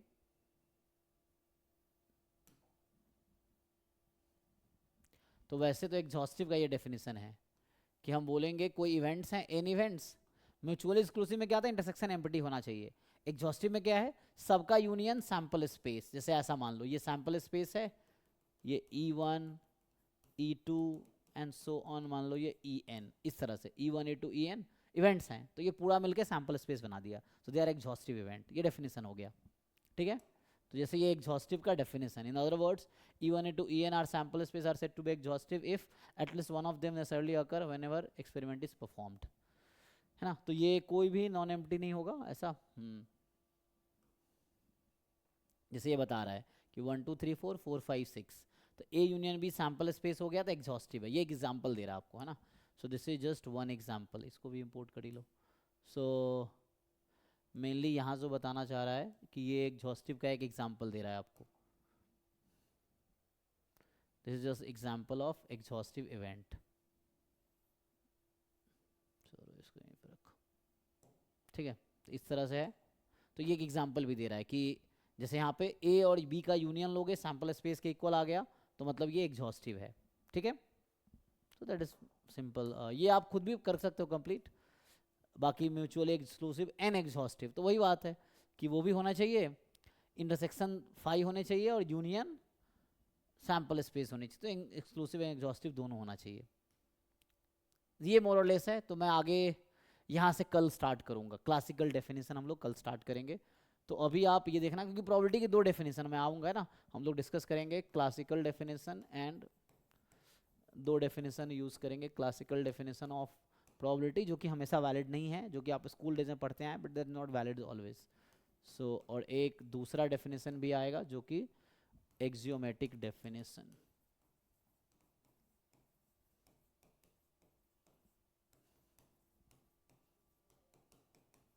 ठीक है। सो ये है। बाकी आपका अभी होमवर्क क्या है, सो मैं एक बार होमवर्क बता देता हूँ। अभी आप बैठ के थोड़े से होमवर्क पे काम करो। एक तो है चैप्टर नंबर 7 है परम्यूटेशन कॉम्बिनेशन, एंड एक अभी जो डिस्कस कर रहा हूँ आई थिंक चैप्टर 16 आएगा, दैट इज प्रोबेबिलिटी। ये कहाँ का है, तो ये जो है मैं आपको बोल रहा हूँ, आप NCERT गूगल से डाउनलोड करके NCERT क्लास 11th वाली, ठीक है, मैथमेटिक्स बुक जो है उससे करना है। उसमें 2 चीज़ें हैं, 2 तरह की बुक है। एक टेक्स्ट बुक भी है, आप दोनों देख सकते हो, टेक्स्ट बुक, एंड दूसरा एक एग्जाम्पलर बुक है, ठीक है। So that can be done, check कर लो। तो ये अभी है, अभी हम लोग ये ऑलरेडी डिस्कस कर लिया हमने, ये हो गया है, ये अभी मैं कर रहा हूँ, तो कल भी ये कंटिन्यू होगा अभी, ठीक है। तो आप लोग जानते होंगे, बस आप अपने तरफ से देख लो एक बारी, ये है बस। तो ये कुछ है ना, अभी हम लोग 1 सप्ताह में इसको कंप्लीट कर लेंगे, जो बेसिक रिक्वायरमेंट है स्टैटिस्टिक्स के लिए स्पेशली, ठीक है जी। तो कल मैं आगे से कंटिन्यू करूँगा यहाँ से क्लासिकल डेफिनेशन से। अभी ये स्टॉप करते हैं, थैंक यू। कुछ पूछना है तो पूछ सकते हो।